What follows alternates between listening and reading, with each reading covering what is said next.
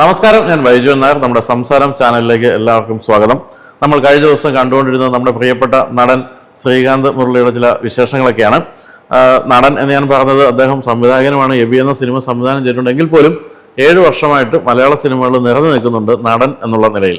പക്ഷേ കുറേ സവിശേഷതകളുള്ള ആളാണ് ശ്രീകാന്ത്. അപ്പോൾ ഇനി കൂടുതൽ വിശേഷങ്ങൾ നമുക്ക് ചോദിച്ച് മനസ്സിലാക്കാം. അപ്പോൾ രണ്ടാമത്തെ എപ്പിസോഡിലേക്ക് എല്ലാവർക്കും സ്വാഗതം. പക്ഷെ എങ്കിൽ പോലും നമ്മൾ സാധാരണ കാണുന്നത് ഇപ്പം TV ചാനൽ, അതിനുശേഷം ഈ ആഡ് ഫിലിം, പിന്നെ സിനിമ. ഇത് സിനിമ 13 സിനിമ അസിസ്റ്റ് ചെയ്ത് നേരെ ഇങ്ങനെ താഴോട്ടിറങ്ങി വരിക അല്ല, അതിന് മുമ്പ് തന്നെ തുടങ്ങിയല്ലോ. ഞാൻ 92 സന്തോഷ് ഡിഗ്രി കഴിഞ്ഞ ഉടനെ തന്നെ സന്തോഷിന്റെ പരിപാടികൾ തുടങ്ങി. സമയം എന്നൊരു ഫിലിം ചെയ്തു മധു സാർ. അപ്പൊ ആ സമയത്ത് ശിവപ്രസാദ് സാറാണ് ഡയറക്ട് ചെയ്യണേ. അപ്പൊ അതിനു മുമ്പ് ഞാനും പ്രസാദ് സാറായിട്ട് 89 തന്നെ കണ്ടിട്ടുണ്ട്. അപ്പൊ ഞാൻ സന്തോഷിനോട് പറയുന്നു, പ്രസാദ് സാറാണെങ്കിൽ പ്രസാദാണെങ്കിൽ എനിക്ക് അറിയാമോ, ശ്രീകാന്ത് എന്റെ കൂടെ വരാമോ എന്ന് ചോദിച്ചാൽ ഞാൻ സമയത്തിന് സന്തോഷിനോട് പോകണം. അപ്പം കുറെ കാലം കൂടി പ്രസാദിനെ കാണണം. എന്നാ മോനെ, പ്രസാദിനെ അറിയാലോ, മോനെ എന്റെ കൂടെ നിന്നോ, അപ്പൊ എന്റെ കൂടെ പോരുമല്ലയോ എന്ന് ചോദിച്ചോളൂ. അപ്പൊ ഞാൻ പിന്നെ പ്രസാദിന്റെ കൂടെ പോയി. അന്ന് അത്രേ ഉള്ളൂ. അപ്പൊ സീരിയൽ TV എന്ന് പറയുന്ന മാധ്യമം നമ്മുടെ മുമ്പിലേക്ക് തുറന്നു. പിന്നെ മൾട്ടിക്യാം ഷൂട്ടുകൾ കാണുന്നു. അത് ഏഷ്യാനെറ്റിൽ പോകുമ്പോഴാണ്. സരിഗമ എന്നുള്ള പ്രോഗ്രാമിന്റെ ഒക്കെ ആദ്യത്തെ എപ്പിസോഡിൽ ഞാൻ കണ്ടസ്റ്റന്റാ. ഞാൻ നമ്മുടെ MG രാധാകൃഷ്ണന്റെ മകള് കാർത്തിക, നമ്മുടെ MG രാധാകൃഷ്ണന്റെ സിസ്റ്റർ കാർത്തി ഞാനാണ് കണ്ടസ്റ്റൻസ്. മറ്റേ ജഗദീഷ് ചേട്ടനും നമ്മുടെ ബിന്ദുജാമനും കൂടെ ആങ്കർ ചെയ്യുമ്പോൾ ആദ്യത്തെ എപ്പിസോഡിൽ കണ്ടസ്റ്റൻസ് ആണ്. അപ്പൊ അവിടെ ഞാൻ നോക്കുന്ന ഈ 3 ക്യാമറ വെച്ചിട്ട് ഒരു ഷൂട്ട് ചെയ്യുന്നതാണ്. അപ്പം നോക്കൂ, ഒരു ക്യാമറയിൽ നിന്ന് മാറി ഇത് 3 ക്യാമറയാവുന്നു, ഫ്ലോർ ഷൂട്ട് ആവുന്നു, അതിനിടയ്ക്ക് ഇന്ററാക്റ്റീവ് സീരീസിനെ കുറിച്ച് അറിയുന്നു, സിനിമ മാറുന്നു എന്നറിയുന്നു. അപ്പം വിഷ്വൽ മീഡിയ എന്ന് പറയുന്നതിന് സിനിമ മാത്രമല്ല ഒരു സങ്കേതം, നമുക്ക് അതിൽ ഒത്തിരി സാധ്യതകളുണ്ട് എന്ന് നമ്മൾ അറിയാണല്ലോ. അപ്പൊ ഞാൻ ആ സമയത്ത് തന്നെ തീരുമാനിച്ചിരുന്നു, ഈ പരസ്യങ്ങൾ നമ്മൾ കാണുന്നു, ദൂരദർശനിലെ പരസ്യങ്ങൾ കാണുന്നു. അപ്പൊ അതില് കോൾഗേറ്റിന്റെ റാപ്പർ ഇങ്ങനെ കറങ്ങി പോകുന്നത് നമ്മൾ കാണുന്നു. അതെങ്ങനെ കറങ്ങി പോകുന്നു അന്വേഷിക്കുമ്പോൾ അത് ഗ്രാഫിക്സ് ആണെന്ന് പറയുന്നു. അതേസമയത്ത് തന്നെ ഇവിടെ കാറ്റ് സെന്ററിൽ, പത്മയില് കാറ്റ് സെന്ററിൽ ഗ്രാഫിക്സ് പഠിപ്പിക്കാനായിട്ട് 15,000 രൂപയ്ക്ക് 3 മാസം കൊണ്ട് ഗ്രാഫിക്സ് പഠിപ്പിക്കുന്നു. ആ സ്ഥാപനത്തിൽ പോകും. ചെല്ലുമ്പോൾ അവിടെ ഒരാളിരിപ്പുണ്ട്, അവൻ മാത്രമേ ഉള്ളൂ. അപ്പം വലിയ ബാക്കുള്ള കമ്പ്യൂട്ടർ, ആ കമ്പ്യൂട്ടറിന്റെ ഫ്രണ്ടിൽ അവനിരിപ്പുണ്ട്. അവനോട് ചോദിച്ചു, ഞാൻ എന്താണ് തനിക്ക് കമ്പ്യൂട്ടർ അറിയാം? നമ്മൾ തോക്കുംപടിക്കാരനാണ്, ജോയി പോൾ എന്ന് പറയും. അപ്പൊ ഞാൻ പറഞ്ഞു, ഇല്ല എനിക്കറിയില്ല, അത് പഠിക്കുമ്പോൾ തന്നെ 3 മാസം അവന്മാർക്ക് പൈസ പോകുന്ന. അപ്പൊ അന്ന് ജുറാസിക് പാർക്ക് ഇറങ്ങിയ സമയം. അപ്പൊ ഈ കോഴ്സിന് ആൾക്കാരെ അട്രാക്ട് ചെയ്യാൻ വേണ്ടി അവർ പറ്റാവുന്നതിൽ എറണാകുളത്ത് അവൈലബിൾ ആയിട്ടുള്ള ഏതോ വലിയ TV ജുറാസിക് പാർക്ക് കാണിച്ചിട്ട് അതുപോലെ ചെയ്യാമെന്നാണ് പറയണത്. അപ്പൊ പക്ഷെ ഞാൻ അറിയുന്നു, എനിക്ക് എൻ്റെ 15,000 കൊടുക്കാനില്ല. ഇയാളിത് പറയാൻ കൂടെ ചെയ്തപ്പോൾ ആദ്യം കമ്പ്യൂട്ടർ പഠിക്കണല്ലോ. പക്ഷെ 94 ഞാൻ ശ്രീധരിയുടെ ഒരു പരസ്യം ചെയ്തപ്പം അതില് ചന്ദ്രിക സോപ്പ് ബ്രാൻഡ് ചെയ്യാൻ തന്നു. ശ്രീധരിയുടെ പരസ്യം ചെയ്തപ്പോൾ അവരുടെ ഒരു തിരുവാതിരയ്ക്ക് വേണ്ടി ഒരു പ്രോഗ്രാം ചെയ്തു. ആതിര തിരുവാതിര ഒരു പ്രോഗ്രാം ചെയ്തു. ദൂരദർശനം ഡോക്യുമെന്ററി ചെയ്തു. അത് ഏട്ടനാണ് ഇനിഷ്യേറ്റീവ് എടുക്കുന്നത്. പക്ഷേ ഏഷ്യാനെറ്റിലായതുകൊണ്ട് ഏട്ടൻ പറഞ്ഞാൽ എനിക്ക് നേരിട്ട് ചെയ്യാൻ പറ്റില്ല, നീ ചെയ്യാൻ പറഞ്ഞു. ഞാൻ ചെയ്തപ്പോൾ ചന്ദ്രിക സോപ്പ് ബ്രാൻഡ് ചെയ്യാൻ തന്നു. അപ്പൊ അവർക്കൊരു പരസ്യം വേണം, ഒരു സിദ്ധ ഹെർബൽ ഷാമ്പു സൗജന്യം. ഈ പരസ്യത്തിന് ഗ്രാഫിക്സ് വേണമെന്ന് ആണ് ചന്ദ്രികക്കാരൻ പറയുന്നത്. ചന്ദ്രികയുടെ അന്നത്തെ പരസ്യങ്ങൾ ചെയ്യുന്നത് ബാംഗ്ലൂരാ. അതുകൊണ്ട് അവിടെ ഇരിക്കുന്ന മാർക്കറ്റിംഗ് ആൾക്ക് ഗ്രാഫിക്സ് എന്നൊക്കെ പറയാൻ അറിയാം, ഇത് എവിടെ ഉണ്ടാക്കുന്ന അറിയില്ല. അപ്പൊ ഞാൻ അന്വേഷിച്ച് നടക്കുമ്പോൾ അബാക്കസ് കമ്പ്യൂട്ടർ സെന്ററിൽ എൻ്റെ ഒരു സുഹൃത്തുണ്ട്. അവിടെ എൻ്റെ ആ അബാക്കസ് കമ്പ്യൂട്ടർ സെന്ററിൽ വർമ്മ സാറിന്റെ ഓഡിറ്റിംഗ് നടന്ന എൻ്റെ ഒരു കസിനാണ്, ഓഡിറ്ററാണ് പുള്ളി പറഞ്ഞു, ചെയ്യാൻ അവിടെ പോയാൽ ആളെ കിട്ടും. അവിടെ ചെല്ലുമ്പോൾ ഒരാളെ കാണുന്നു. അത് 92 എന്നെ നിരുത്സാഹപ്പെടുത്തിപ്പെട്ട ജോയി ഗ്രാഫിക് ഡിസൈനർ ആയിട്ടിരിക്കുന്നു. അടാടാ, അവനുമായിട്ട് കൂടിയിട്ടാണ് ഞാൻ ഈ പരസ്യ കമ്പനി തുടങ്ങുന്നത്. ഗ്രാഫിക്സ് ചെയ്യുന്നവരുണ്ട് എറണാകുളത്തുണ്ട്. അപ്പൊ അവൻ തോപ്പുംപടിയിൽ ഇരിക്കുക, ഇവിടെ നീ ഈ ചെടിയും കൊണ്ട് അവിടെ ഇരിക്കല്ലേ, നീ എറണാകുളത്ത് നിന്നൊരു സ്ഥാപനം തുടങ്ങാൻ പറഞ്ഞു. അങ്ങനെ 96 ജനുവരി 1-ാം തീയതി അവൻ കീനേഴ്സ് ഫാമിലിയിലാണ്, ഹോമിയോ ഫാമിലി അംഗമാണ് ജോയി. ജോയി ഇപ്പൊ അമേരിക്കയിലാണ് ഫാമിലിയാടാ. അപ്പൊ ജോയി പറഞ്ഞു, മാതൃഭൂമി, നമ്മുടെ മാതൃഭൂമി ജംഗ്ഷനിൽ ഒരു 2ാമത്തെ നിലയിൽ ബിൽഡിങ്ങിൽ ഒരു ഗ്രാഫിക്സ് പഠിപ്പിക്കുന്ന, അന്നത്തെ കാലത്തെ ഗ്രാഫിക്സ് സെന്റർ പഠിപ്പിക്കുന്ന സ്ഥലങ്ങളുണ്ടല്ലോ, കോബോളും ഒക്കെ പഠിപ്പിക്കുന്ന ആ സെന്ററിൽ ഒരു ചെറിയ സെക്ഷൻ മാത്രം ഗ്ലാസ് കൊണ്ട് മറച്ച് ഗ്രാഫിക്സ് പഠിപ്പിക്കുന്ന ഇൻസ്റ്റിറ്റ്യൂട്ട് തുടങ്ങണം. നമ്മുടെ ഇനിഷ്യേറ്റീവിലാണ്. അപ്പൊ ഞാനും ചേർന്നു അവിടെ. അപ്പൊ 2-3 പേരുടെ കൂടെ. അപ്പൊ ആ കൂട്ടത്തില് അപ്പോഴാണ് ഞാൻ പ്രിയൻ സാറിന്റെ അടുത്തേക്ക് MG ശ്രീകുമാരേട്ടൻ പറഞ്ഞിട്ട് ഞാൻ മദ്രാസിൽ പോയി. അപ്പം ഞാൻ മദ്രാസിലേക്ക് പോയപ്പം ഞാൻ ഈ പഠിച്ചത് ആരെങ്കിലും പഠിക്കണ്ടേ. അങ്ങനെ എൻ്റെ 2 വർഷം ഇളയാളായിട്ടുള്ള എൻ്റെ ഫസ്റ്റ് കസിനാണ് സാജൻ, മലയാളത്തിലെ ഇപ്പോഴത്തെ എഡിറ്റർ സാജൻ, എൻ്റെ അനിയനാണ്. നമ്മുടെ റൈഫിൾ ക്ലബ് ഒക്കെ ചെയ്ത ആളാ. സാജനെ കൊണ്ട് ചേർക്കുന്നു. അപ്പൊ അവൻ ഗ്രാഫിക്സ് പഠിക്കുന്നു. അതിനുശേഷം ജോയിയുടെ അടുത്തേക്ക് ഞാൻ വരുമ്പോൾ അവിടെ റോബിൻ എന്നൊരു സുഹൃത്ത് വരുന്നു. അദ്ദേഹം ഓഫ്സെറ്റ് കലാകൗമുദിയിലെ വിജു വി നായരുടെ ഒപ്പം വർക്ക് ചെയ്തിരുന്നതാണ്. അവൻ നല്ലപോലെ വരയ്ക്കും. അപ്പൊ കോൾറോയിലൊക്കെയാണ് അവൻ വരച്ചിരുന്നത്. അവന് ഗ്രാഫിക്സ് പഠിക്കുന്ന അവൻ വന്നു.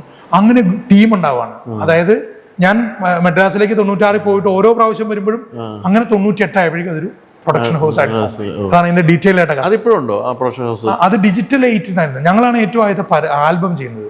ചുള്ളി ചെറിയ പെണ്ണെ ചുള്ളി എന്നുള്ള ആൽബം അത് ഞങ്ങളാണ് ചെയ്യണത്. ഞാനാണ് ഷൂട്ട് ചെയ്യണത്. സജനാണ് ക്യാമറ. ഞാൻ വാക്ക് പാലിച്ചു. സജൻ ഫിലിം ഷൂട്ടിൽ നിന്ന് സിനിമാറ്റോഗ്രഫി കഴിഞ്ഞു വന്നിറങ്ങിയപ്പോൾ ഞാൻ ക്യാമറ ഞാൻ പറയുമ്പോൾ ക്യാമറ ഓൺ ചെയ്തേക്കണം സജനോട് പറഞ്ഞു. അങ്ങനെ സജനാണ്. സജന്റെ അനിയൻ സനല് ചെയ്ത സിനിമയുടെ സ്ക്രിപ്റ്റ് ഞാനാ ഉത്തര. അത് ശരി. ഓ അന്ന് ചെയ്തതാണ്. ഓ ശരി ശരി. അപ്പൊ നമ്മളും കണക്റ്റഡ് ആണ്. സനലും ശിവപ്രസാദ് സാറിനോട് വർക്ക് ചെയ്യുമ്പോഴാണ് ഞാൻ ഇവിടുന്ന് പോകുന്നത്. നമുക്ക് പകരം അവിടെ ഒരാളായപ്പോഴാണ് ഞാൻ പ്രസാദിന്റെ അടുത്ത് വന്ന് പോരുന്നത്.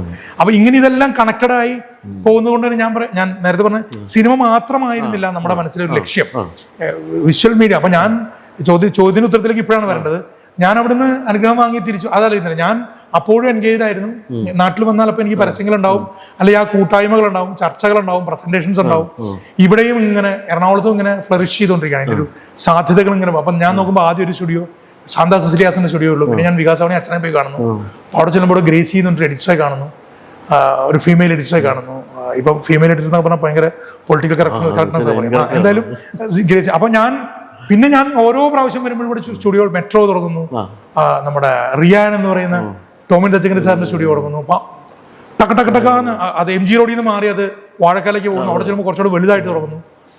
അങ്ങനെ ഞാൻ ഈ വലിപ്പം അതിന്റെ ഒക്കെ കൂടെ ഞാൻ ഉണ്ടായിരുന്നു. അപ്പോൾ ഒരു 10 വർഷത്തോളം ശരിക്കും ആഡ് ഫിലിമും ഈ ചാനലുമായിട്ട് പോയി. അപ്പോഴൊക്കെ സിനിമ തന്നെ ഉണ്ട്, അവിടെ എത്തിപ്പെടും എന്നുള്ളതാണ്. ബിജു, ഞാൻ എല്ലാവരോടും കഥ പറഞ്ഞു. മമ്മൂട്ടിയോട് കഥ പറഞ്ഞു, ദിലീപിനോട് പറഞ്ഞു, പൃഥ്വിരാജിനോട് പറഞ്ഞു, ജയസൂര്യയോട് പറഞ്ഞു. അല്ലെങ്കിൽ അവര് പറയട്ടെ, ഞാൻ പറഞ്ഞില്ല. എല്ലാവരുടെ പോയി കഥ പറഞ്ഞു. എനിക്ക് ദിലീപിനോട് പറഞ്ഞത് ഒരിക്കൽ എനിക്ക് ഞാൻ എങ്ങനെയെങ്കിലും ദിലീപ് ഞങ്ങൾ ഒരുമിച്ച് വർക്ക് ചെയ്തിട്ടുണ്ടല്ലോ, വെട്ടവും മേഘവും ഒക്കെ. നമുക്ക് എനിക്ക് എത്രയോ, അത് വേറെ കഥയാണ്. എത്രയോ വർഷം മുമ്പ് മമ്മൂക്കായിട്ട് അറിയാം. എന്നെ ഞങ്ങൾ വളരെ പരസ്പരം അറിയാം. ഞങ്ങൾ പറഞ്ഞു. അപ്പം നമുക്കൊരു കഥ പറഞ്ഞു. പക്ഷെ സിനിമയിലേക്ക് എത്തുമ്പോഴേക്കും അതിന് അവരുടേതായിട്ടുള്ള തിരക്കുകളും. എന്നോട് നമുക്ക് പറഞ്ഞു 22 സിനിമകളുണ്ടെന്നാ. ഞാൻ വെനീസിലെ വ്യാപാരിയാണോ അങ്ങനെ ഏതൊരു സിനിമയുടെ ഷൂട്ടിംഗ് ഡബിങ് നടക്കുന്ന സമയത്ത് അമ്മൂക്കായിട്ട് ഞാൻ പോയത്. ശ്രീനി ചേട്ടനോട് കഥ പറഞ്ഞു. ശ്രീനി ചേട്ടൻ വളരെ താല്പര്യത്തോടെയാണ് കേട്ടത്. ആ ധൈര്യത്തിലാണ് ഞാൻ വിനീതിനോട് കഥ പറയുന്നത്. അല്ലല്ല, പല കഥകൾ ഒത്തിരി. വീട്ടിലേക്ക് വന്ന ഇപ്പോഴും ഇപ്പോഴും പറയണം. അപ്പൊ ഇപ്പൊ വർക്ക് ആവാവുന്ന ചില സാധനങ്ങൾ ഇപ്പോഴും കയ്യിലിട്ടുണ്ട്. അപ്പം വിനീതിനോട് കഥ പറയാൻ കാരണം കസവിന്റെ തട്ടമിട്ട് എന്ന പാട്ട് വിനീത് പാടുമ്പോൾ ഞാൻ ഇപ്പോഴത്തെ സ്റ്റുഡിയോയിലുണ്ട്. വിദ്യാസാഗർ സാറിന്റെ അടുത്തേക്ക് നമ്മളെയാണ് പറഞ്ഞു വിട്ടത്. ബി ആർ പ്രസാദിന്റെ കൂട്ടത്തിൽ എഴുത്തിന് സാറിന്റെ മലയാള സിനിമകളിലൊക്കെ ലിറിക്സ് എഴുതുന്നവരാരാണോ അവരുടെ ഒപ്പം ഞാനായിരിക്കാം. ഗിരീഷേട്ടന്റെ കൂട്ടത്തേക്ക് ഞാനായിരിക്കാം. എഴുത്തിന് നമ്മളവരുടെ കൂടെ. അപ്പൊ അവരെപ്പോഴെങ്കിലും എഴുതി കളയുന്ന കടലാസ് പോലും സൂക്ഷിച്ചു വെക്കണമെന്നാണ് നമുക്ക് ഇടുന്ന ഒരു ഇൻസ്ട്രക്ഷൻ. അപ്പം ഗിരീഷേട്ടനൊക്കെ നല്ല ഭയങ്കര രസമാണ് ഗിരീഷേട്ടൻ്റെ കൂടെ സെഷൻസ് ഒക്കെ. അപ്പൊ അവരെന്ത് എഴുതി വെച്ചാൽ അത് ഫയൽ ചെയ്ത് വെക്കുക എന്നുള്ളതാണ് നമ്മുടെ പണി.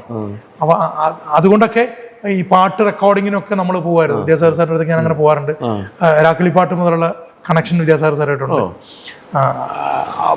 വിനീതിനെ അറിയാം. അപ്പൊ വിനീതിനോട് പറയാൻ എനിക്ക് പരിചയപ്പെടുത്തേണ്ട കാര്യമില്ലായിരുന്നു. അങ്ങനെ വിനീതാണ് എനിക്ക്. എത്ര കാലം കഥ പറഞ്ഞു കാണും? 2006 മുതൽ 2016 വരെ പറയേണ്ടി വരും. 10 വർഷം കഥ പറഞ്ഞു. മനസ്സ് പെടത്തില്ല. എവിടെ നമ്മൾ അപ്പോഴാണ് ജീവിക്കണം. ഇപ്പൊ സിനിമയെ പറ്റി പറയാലോ നമ്മൾ. ഇപ്പോഴാണ് ഞാൻ ജീവിക്കുന്നത്. ഇത് പറയണ ഭയങ്കര എക്സൈറ്റേഷൻ ആയിട്ട് ആക്കാൻ തോന്നുന്നു. പക്ഷെ ഇതാണ് നമ്മുടെ ജീവിതം. നമ്മൾ ഇതിനെ കുറിച്ച് ഇതിന്റെ ട്രിപ്പിലാണ് എപ്പോഴും. അപ്പൊ ഈ പലരോടും പറഞ്ഞ കഥകളിൽ ഇപ്പം എബി മാത്രമാണ് ഇപ്പൊ സിനിമയായത്. ബാക്കി കഥയൊക്കെ ഇനി വേണമെങ്കിൽ ഉപയോഗിക്കാവുന്ന അവസ്ഥയിൽ ആണല്ലേ ഓളിക്കും നമ്മള് പടപടം ചെയ്യാൻ പറ്റും. തീർച്ചയായിട്ടും ചെയ്യും. എന്നിട്ടും 10 വർഷമായിട്ടായി, അല്ല 8 വർഷമായി, 7 വർഷമായി. അതിന് ഈ അഭിനയം എന്ന് പറയുന്ന പരിപാടി ഇപ്പൊ കിട്ടുമ്പോഴേ ഉള്ളൂ. നമ്മള് സീസൺഡ് ആക്ടർക്ക് നമ്മളെ കുറച്ചു മുമ്പ് പറഞ്ഞില്ലേ, തുടക്കം നല്ല രസമായിരുന്നു. ഞാൻ ശരിക്കും എൻജോയ് ചെയ്തു. അപ്പൊ ഇതൊക്കെ വളരെ കുറച്ചേ പറയുള്ളൂ. ഇതൊക്കെ മാറിയിട്ട് അയാൾ ചുമ്മാ എന്ന് പറയുന്ന സമയം വരും. അപ്പൊ അന്നേരം പതുക്കെ സ്കിപ്പ് ചെയ്ത് പോകാമെന്നാണ് ഞാൻ വിചാരിക്കുന്നത്. എത്രമാത്രം നടക്കുന്ന എനിക്കറിയില്ല. പക്ഷെ ഞാൻ ജോക്സ് അപ്പാർട്ട്, ഞാൻ ധാരാളം പേരോട് ചെറുതും വലുതുമായ ധാരാളം പ്രോജക്റ്റുകൾ സംസാരിക്കുന്നുണ്ട്. മുൻപുള്ളതിനേക്കാൾ എനിക്ക് കിട്ടുന്ന പ്രിവിലേജ് എനിക്കിപ്പോ കാരവാന്റെ അകത്ത് അവർക്കൊപ്പം ഇരിക്കാൻ പറ്റും. മുൻപ് പലപ്പോഴും കാരവാന്റെ പുറത്താണ് നമ്മൾ ഫയലൊക്കെ എടുത്ത് അവരോട് വിധപ്പെടുത്തുക. അതാരുടെ കുഴപ്പമില്ല. അവര് പൊമോഗ്രനേറ്റിന്റെ തൊണ്ട കളയാനായിട്ട് വരുമ്പോഴാണ് നമ്മളെ കാണുക. അതെ, നീ ഇവിടെ ഒപ്പുണ്ടായിരുന്ന നീ ഊണ് കഴിച്ചാ ഭക്ഷണം കഴിക്കാൻ നടക്കുള്ളൂ, വൈകുന്നേരം നമ്മൾ തിരിച്ചു കയറി. ബിക്കോസ് അവിടെ വേറെ തിരക്കുകളുണ്ട്. അവിടെ നടന്ന് അത് ഞാൻ ആദ്യം എനിക്ക് വല്ലാത്തൊരു, പിന്നെ എനിക്കൊരു ട്രിപ്പായിരുന്നു. ഞാനതിങ്ങനെ ആസ്വദിച്ച് തിരിച്ച് ട്രാവൽ ചെയ്യുമ്പോഴൊക്കെ അത് ആസ്വദിച്ച് ഒറ്റയ്ക്ക് ഇരുന്നൊക്കെ ചിരിക്കാറുണ്ട്. ട്രെയിനിലോ ബസ്സിലൊക്കെ ഞാൻ കയറാത്ത, ഞാൻ കിടക്കാത്ത അല്ലെങ്കിൽ ഞാൻ കാത്തു നിൽക്കാത്ത ബസ് സ്റ്റാൻഡുകളോ റെയിൽവേ സ്റ്റേഷനുകളോ കേരളത്തിൽ തുലവും കുറവാണ്. അപ്പോൾ നമ്മള് അതൊരു സുഖമുള്ള യാത്രയാണ്. അപ്പൊ ഈ 7 വർഷം കൊണ്ട് പക്ഷേ ഇപ്പൊ 50ഓളം സിനിമകൾ അഭിനയിച്ചു അല്ലേ? 82 സിനിമയായി. അങ്ങനെയാണെങ്കിൽ സീരീസ് ഒക്കെ അങ്ങനെയാണ് വിക്കിപീഡിയയിൽ മാറ്റം വരുത്തേണ്ട സമയം കഴിഞ്ഞു. നമ്മളെ തെളിതെളിപ്പിച്ചു. 50 പറഞ്ഞിട്ടുള്ളൂ. ഇതിന് റിലീസ് ചെയ്തിട്ടുള്ളത് 7 കൂടെ റിലീസ് ചെയ്യാനുണ്ട്. അതുകൂടെ റിലീസ് ചെയ്യുമ്പോൾ അപ്പൊ അത് വിക്കിപീഡിയ മറ്റൊരു കാര്യം പറയുന്നത്, ഇതിന്റെ ഇടയ്ക്ക് ഇന്ദ്രജിത്തിനെ വെച്ചിട്ടൊരു സിനിമ അനൗൺസ് ചെയ്തിരുന്നു. അത് ആ കോവിഡ് ടൈമിൽ അനൗൺസ് ചെയ്താണ്. ആ പ്രോജക്റ്റ് സിനിമയല്ലേ, ചില സാങ്കേതിക കാരണങ്ങളാൽ ഫ്രൈഡേ ഫിലിംസ് പ്രൊഡ്യൂസ് ചെയ്യാനിരുന്നതാണ്. പിന്നെ അതിങ്ങനെ ആ പ്രൊഡക്ഷൻ ഇതൊക്കെ സിനിമയുടെ കഥ അതിങ്ങനെ അങ്ങോട്ടും ഇങ്ങോട്ടും നടന്നു എന്നുള്ളത്. പക്ഷെ ആ വിഷയം എപ്പോഴും സജീവമാണ്, ചെയ്യണമെന്നുണ്ട്. ആദ്യമായിട്ട് അഭിനയിച്ച സിനിമ എബ്രക്ഷന്റെ ഇൻസ്പെക്ടർ ബിജു ആണ്. അല്ലല്ലോ, കേയൂർ സാറിന്റെ യാത്രയുടെ എന്താണ്. ശരിയാണ്, സോറി കേട്ടോ. പക്ഷെ അത് ചരിത്രത്തിൽ ഈ പറഞ്ഞ പോലെ വിക്കിപീഡിയയിൽ ഇല്ല. സാറിന്റെ എല്ലാ പടങ്ങളിലും ഞാനുണ്ട്. പ്രിയൻ സാറിന്റെ എല്ലാ പടങ്ങളിലും ഞാൻ ആണോ? സൂക്ഷിച്ചു നോക്കിയാൽ കാണാം. ഈ രൂപത്തിലൊക്കെ തന്നെ ഉണ്ട്, പല രൂപത്തില്. മാലാമാൽ വീക്കിലിയിൽ ഞാൻ രാഖി സാവന്തിന്റെ സോങ് നടക്കുമ്പോൾ ഞാനും രാജേഷും കൂടെയാണ് ചെണ്ട കൊട്ടുന്നത്. ചന്ദ്രലേഖയില് സുകന്യയുടെ ആക്സിഡന്റ് കഴിഞ്ഞ് എഴുത്തോണ്ട് പോകുന്നത് ഞാനും രാജേഷും രാജും വിക്രമും കൂടിയാണ്. പിന്നെ രാക്കിളിപ്പാട്ടില് ഇവർ ഓടി വന്ന് കയറി ബൂത്തിൽ, ടെലിഫോൺ ബൂത്തിലേക്ക് വിളിക്കുമ്പോൾ ആ ബൂത്തിലിരിക്കുന്ന ഒരു ഹാൻഡിക്യാപ്പ് ബ്ലൈൻഡ് ആയിട്ടുള്ള ഞാനാണ്. എല്ലാ പടങ്ങളിലുണ്ട്, ഏതെങ്കിലുമൊക്കെ വേഷത്തിലേ ഞങ്ങളെ നിർത്തും. ചന്ദ്രലേഖയിൽ ഏറ്റവും ഒടുവിൽ മോഹൻലാല് സാറും മറ്റേ പൂജാ പത്രയുടെ ആകാശത്ത് ഇങ്ങനെ വന്നിട്ട് അവർ കൂട്ടിമുട്ടുന്നുണ്ട് ക്ലൈമാക്സ്. അതിൽ അവരെ ചുവന്നുകൊണ്ട് പോകുന്നത് ഞാനും രാജേഷും ഈ പോസ്റ്റായും ശവമായിട്ടും അല്ലാതെ കൃത്യമായിട്ട് അഭിനയിച്ച എബ്രുഷൈന്റെ സിനിമയിലാണ്. തീർച്ചയായിട്ടും. അല്ലെ, അതെങ്ങനെയാണ് എബ്രുഷൈൻ അങ്ങനെ ഒരു നടനെ കണ്ടെത്തിയത് ശ്രീകാന്തില്? മാജിക്കാണ്, മാജിക്. അതാണ് മിറാക്കിൾ എന്ന് പറയുന്നത്. അത് എബ്രുഷൈനെ പോലെ ധാരാളം പേരുണ്ട്. പക്ഷെ എൻ്റെ അനുഭവത്തിൽ അതെനിക്ക് എൻ്റെ ജീവിതം മാറി മറിഞ്ഞ് ദോഷമറിച്ചില്ലാന്ന് പറയില്ലേ, അതുപോലെ അതിന് പറയാൻ പറ്റുന്ന ഒരു കാര്യം ഇതാണ്. ഭാഗ്യം എന്നൊക്കെ പറയുന്നതിനേക്കാളും വ്യത്യാസമുള്ളത്, നമ്മൾ കുറേ കാലം സിനിമയുടെ പിന്നിൽ നടക്കുകയും സിനിമ പഠിക്കാൻ ശ്രമിക്കുകയും ഇപ്പോഴും പഠിച്ചുകൊണ്ടിരിക്കുകയാണ്. അപ്പോൾ അതിനൊക്കെ സിനിമ നമുക്ക് തിരിച്ചിങ്ങോട്ട് തന്നൊരു റിവാർഡായിട്ടാണ് ഞാൻ കാണുന്നത്. കാരണം പെട്ടെന്ന് അവിടെ വേറെ 2-3 പേരെ കൊണ്ടുകൂടി അഡ്വക്കേറ്റ് ക്യാരക്ടർ അഭിനയിപ്പിച്ചു എന്നാണ് ഞാൻ അറിഞ്ഞത്. ഷൈൻ ഞാൻ കണ്ടപ്പോഴും ചിരിച്ചോണ്ട് പറഞ്ഞു. ഷൈനിങ്ങനെ ഇരിക്കുമ്പോൾ ഒരു ചിരി ഇരിക്കും. ആ ചിരിക്ക് കംപ്ലീറ്റ് കഥയുടെ ഫ്ലാഷ് ബാക്ക് അതിലുണ്ട്. അപ്പോൾ ഷൈൻ അപ്പം 2-3 പേര് അഭിനയിച്ചു. അപ്പം അത് സിങ് സൗണ്ട് ആയിരുന്നു, 2 ക്യാമറ ഉണ്ടായിരുന്നു. സിങ് സൗണ്ട് ആയിരുന്നു, 2 ക്യാമറ ഉണ്ടായിരുന്നു.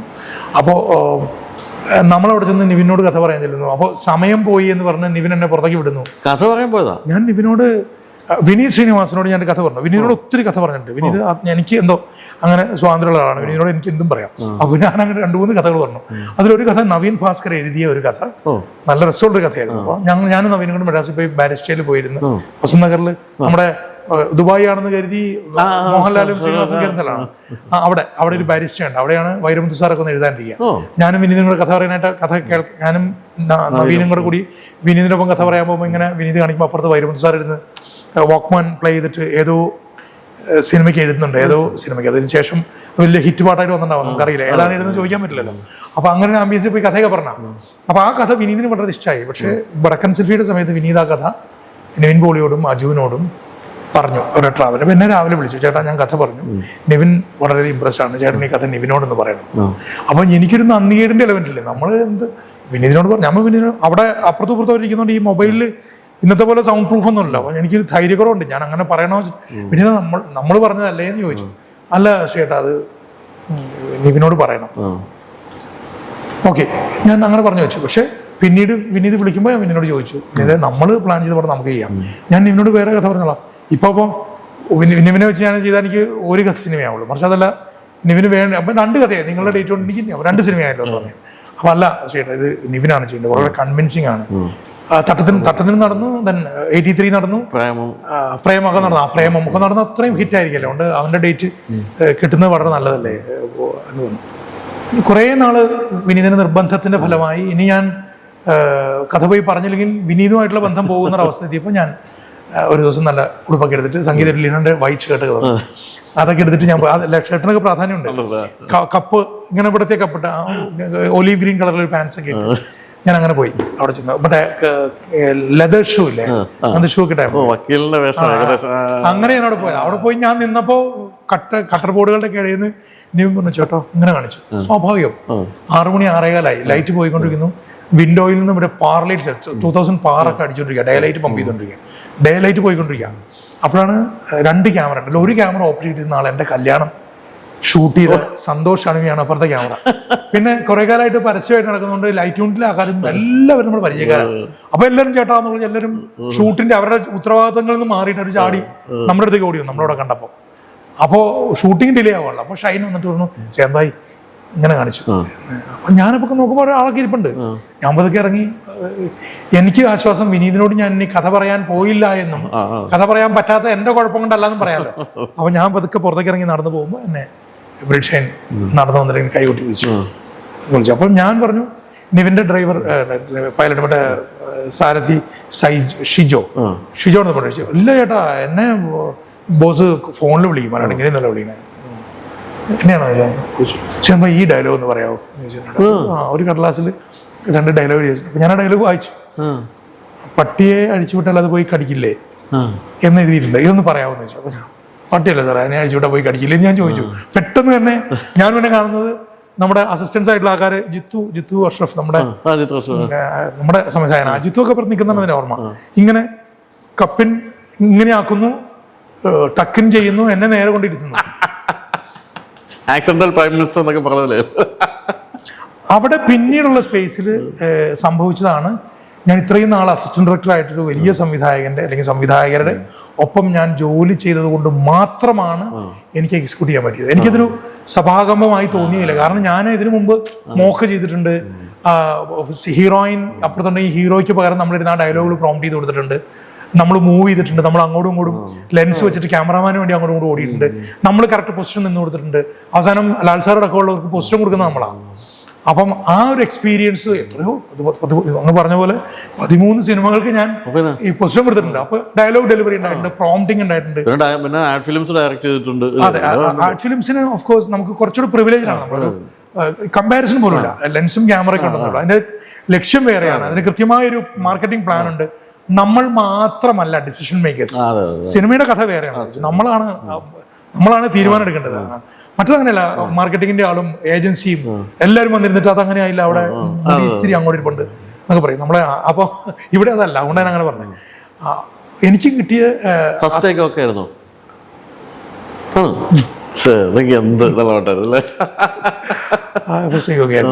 അത് കഴിഞ്ഞ് ഞാനിങ്ങനെ എഴുന്നേൽക്കുമ്പോ എബ്രൈഡിന്റെ ഇങ്ങനെ ചേർത്തൊക്കെ പിടിച്ചിട്ട് എബ്രൈൻ വല്ലാതെ കണ്ണിങ്ങനെ തിളക്കണ്ടായിരുന്നു. എന്നോട് പറഞ്ഞു ശ്യാംഭായി നിങ്ങളൊരു റൗണ്ട് ഒരു കലക്കുന്നു. അപ്പൊ എനിക്ക് കിട്ടിയില്ലത്. എന്ത് നോക്കോ, ഞാൻ സുരാജ് വന്ന് ഗംഭീരന് പൊളി വിളിച്ചിട്ട് പോയിട്ടുണ്ട്. അവിടെ ഒരു സീനുള്ളൂ ഗംഭീരായിട്ട്. ഞാൻ സുരാജിനോട് ഇത് പറഞ്ഞിട്ടുണ്ട്. എന്നിട്ട് ഞാനവിടെ പോയിരുന്നു. അപ്പോൾ ഇനി അപ്പോൾ എൻ്റെ ഷർട്ടും പാൻസും ഒക്കെ അവർ ഊരിയോടെ വെച്ചു. അവൻ കണ്ടിന്യൂറ്റി ആയി. എന്തെങ്കിലും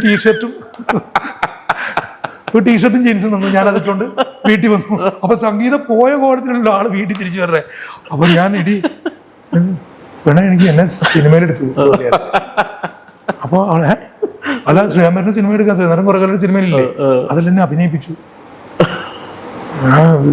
സംഗീത താങ്ക്സ് ടു യു, ബിക്കോസ് നീ ആ ഡ്രസ്സൊക്കെ തന്നോണ്ട്. അല്ലെങ്കിൽ ഞാനിങ്ങനെ റൗണ്ട് നെക്ക് ടീഷർട്ട് ഒക്കെ ഇട്ടിങ്ങനെ പോണേ, വൃത്തിയായിട്ട് പോകണ്ട. അപ്പൊ ചിരിച്ച് എന്താ. അപ്പൊ സംഗീതയ്ക്ക് അപ്പോഴും സംഗീത എടുത്തേ ഇല്ല. മറിച്ച് ആക്ഷൻ ഹീറോ പിടിച്ചു സിനിമ റിലീസായെന്ന് ഞങ്ങൾ ഒരുമിച്ച് കാണാൻ പോകുമ്പോഴാണ് ചേട്ടാ പരിപാടി കൊള്ളത് എന്തോ ഒരു സംഗതി വർക്കാവുണ്ട്. നമ്മുടെ സിതാര വിളിക്കുന്നു,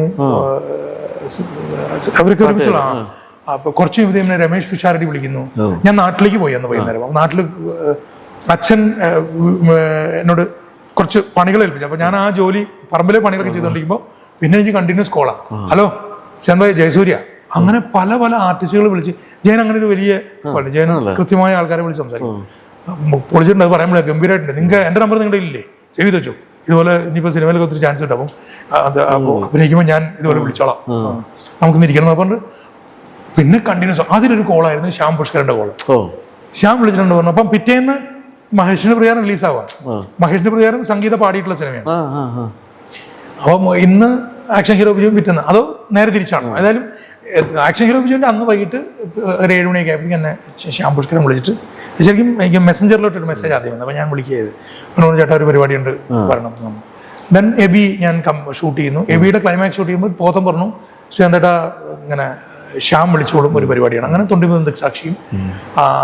അത് കഴിഞ്ഞപ്പോഴേക്കും നമ്മുടെ ലിയോ തദയൂസിനെ ഞാൻ സിനിമാക്കാരിലേക്ക് വിളിക്കുന്നു. അപ്പോഴേക്കും എബിയിൽ അഭിനയിച്ച ഷിബു ജവഹർ എന്ന് പറയുന്ന ആള് ചെയ്ത കഥ പറഞ്ഞ കഥയിലേക്ക് പോത്തന്റെ കൂട്ടത്തിൽ ഒരു സീൻ വിളിക്കുന്നു. പിന്നെ അതങ്ങനെ ഇവിടെ എത്തിയിരിക്കുന്നു അല്ലേ? അഭിനയം എളുപ്പമാണോ? അല്ല, അല്ല, എനിക്കല്ല. അല്ല, അല്ല, ഇത്രയും പേരെ അഭിനയിപ്പിച്ചിട്ടൊക്കെ ഉണ്ടല്ലോ, എന്നിട്ടും എളുപ്പമല്ല അല്ലേ? അല്ല, അത് എളുപ്പമല്ല എന്ന് ഞാൻ പറയാൻ കാരണം, നമ്മൾ എന്തൊക്കെ റിയലിസ്റ്റിക് എന്നൊക്കെ പറഞ്ഞാലും ഈ ആക്ഷൻ എന്ന് പറഞ്ഞതിന് ശേഷമാണുള്ളത്. ഈ ആക്ഷൻ എന്ന് പറഞ്ഞാൽ പിന്നെ അത് റിയൽ അല്ല, ഡോക്യുമെന്ററി എടുക്കണം അല്ലേ? നമ്മളിപ്പോ ഈ സംസാരിച്ചുകൊണ്ടിരിക്കുന്നത് വേറൊരു ക്യാമറ വെച്ച് ഷൂട്ട് ചെയ്താൽ ചിലപ്പോൾ ഒരു ഡോക്യുമെന്റേഷൻ, അത് സത്യമാണ്. ഇതുപോലും നമ്മൾ കോൺഷ്യസ് ആണ്. അപ്പൊ അത് അങ്ങനെ റിയാലിറ്റി എന്നൊരു സംഭവം ഇല്ല. അപ്പൊ അതുകൊണ്ട് തന്നെ നമ്മൾ ശ്രദ്ധിക്കേണ്ടത്, നമുക്ക് റിയൽ ആയിട്ട് ഒന്ന് ചെയ്യാം. അതെങ്ങനെ ചെയ്യാം?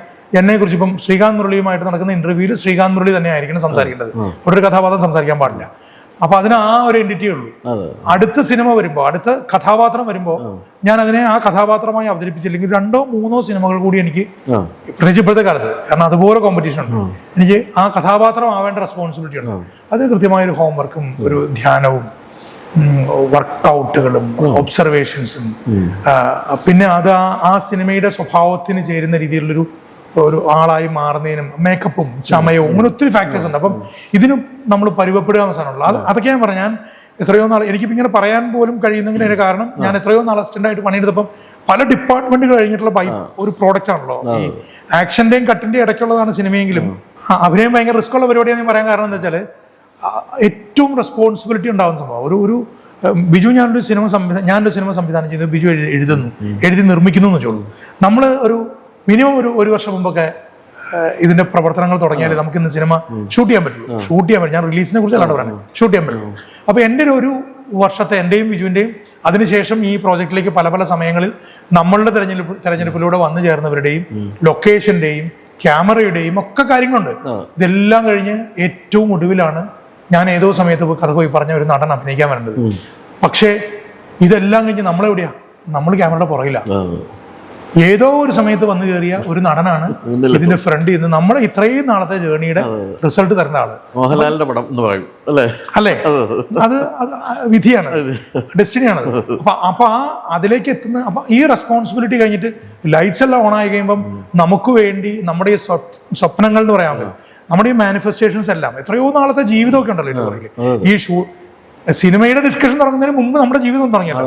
അപ്പൊ നമ്മുടെ ജീവിതത്തോളം തന്നെ പഴക്കമുള്ള ഗൗരവമുള്ളൊരു റെസ്പോൺസിബിലിറ്റി മുഴുവൻ ഏൽപ്പിക്കുന്ന ഒരു സ്പേസ് ഉണ്ട് അവിടെ. ഒരു ഡയലോഗുള്ള നടൻ പോലും പുറകെ കൂടെ നടന്നു പോകുന്ന ഒരാൾ വരെ റെസ്പോൺസിബിൾ ആണെന്ന് ഞാൻ പറയും. അതുകൊണ്ട് അത് വളരെ ഗൗരവമുള്ള പണിയാണ്.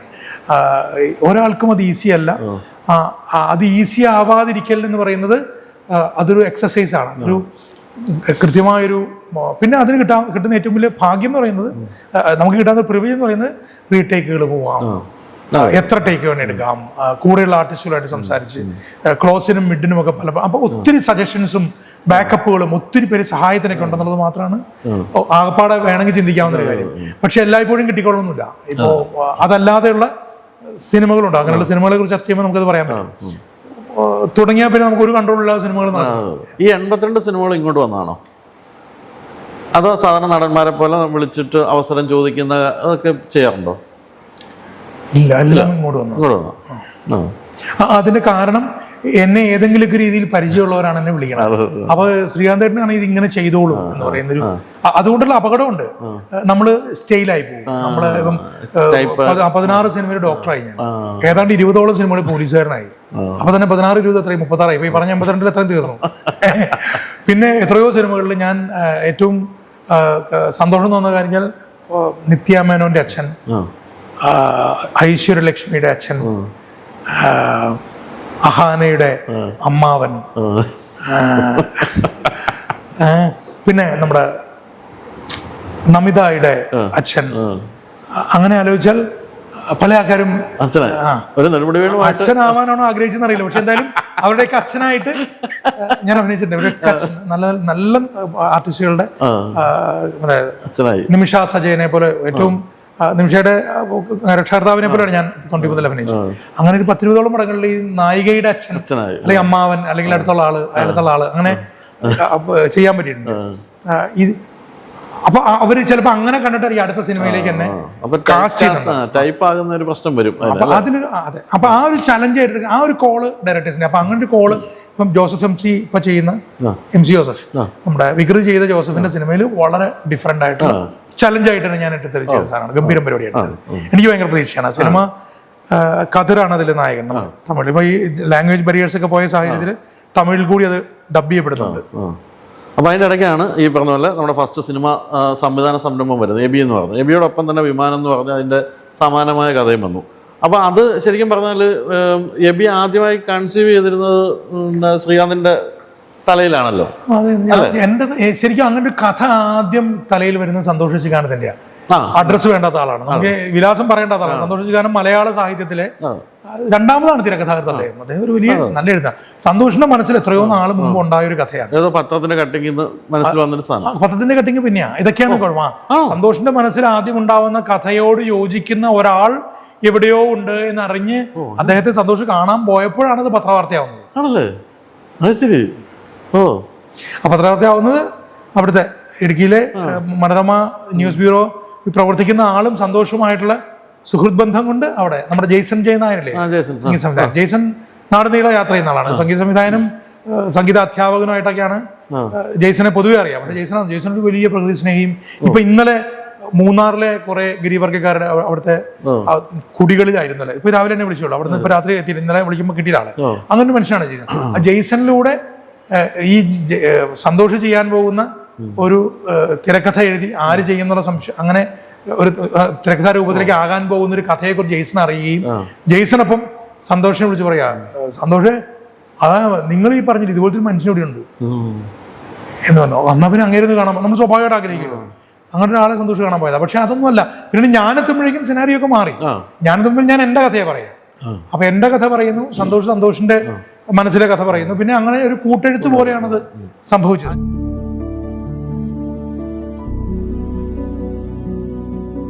Your dream is your reflection. It discovers the real you. Your dream is your power. And your power, your future. Niche University. We care for your dreams. അതിനുശേഷം അത് ഈ വിമാനം ഇതിനോടൊപ്പം പോകുന്നുണ്ടെന്ന് എപ്പോഴാണ് മനസ്സിലാക്കി? ഈ നമ്മുടെ സിനിമയുടെ ഏത് ഘട്ടത്തിലാണ് അറിയുന്നത്? അത് ശരിക്കും ഞാൻ അറിയുന്നത് ഇങ്ങനൊരു സിനിമ വിനീത് ശ്രീനിവാസനെ വെച്ച് ഞാൻ ചെയ്യുന്നു എന്ന അനൗൺസ്മെന്റ് എൻ്റെ സുഹൃത്തായ മനോരമ N ജയചന്ദ്രൻ ആ ന്യൂസ് സൺഡേ സപ്ലിമെന്റിൽ ഇടുമ്പോഴാണ്. ഇട്ട് കഴിയുമ്പോൾ എനിക്ക് 2-3 കോളുകൾ വരുമ്പോഴാണ് ഞാൻ അറിയുന്നത് വേറൊരു സിനിമ നടക്കുന്നു എന്നുള്ളത്. അത് സ്വാഭാവികമല്ലേ, സംഭവിക്കാവുന്നതാണല്ലോ എന്ന് ഞാൻ വിചാരിച്ചു. പക്ഷെ പിന്നീട് അത് കോൺട്രവേഴ്സീസിലൊക്കെ പോയി. അപ്പം നമുക്ക് നമ്മളുടെ ഭാഗം സത്യവും ശരിയുമാണെന്ന് ഉറപ്പുള്ളപ്പോൾ നമ്മൾ പിന്മാറേണ്ടതില്ല എന്ന് ഞാൻ തീരുമാനിച്ചെങ്കിലും പ്രൊഡ്യൂസർ വേണല്ലോ. എനിക്ക് അവിടെ കിട്ടിയിട്ടുള്ള എനിക്ക് നല്ലൊരു പ്രൊഡ്യൂസറെ കിട്ടിയതാണ് Suvin Varkey, Little Big Films. ഇതിന്റെ ഈ കണ്ടന്റിന്റെ ഒരു സത്യവും അതിന്റെ ഒരു പ്രാധാന്യവും മനസ്സിലാക്കി കൂടെ നിന്നുകൊണ്ടാണ് ആ സിനിമ സംഭവിച്ചത്. അല്ലെങ്കിൽ എനിക്ക് വാശി പിടിച്ച് നിൽക്കാന്നുള്ളൂ.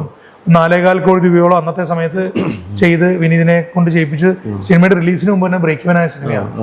അതിൽ ആ വിമാനമായിട്ട് പറക്കുന്ന സാധനം ആരാ ഉണ്ടാക്കിയത്?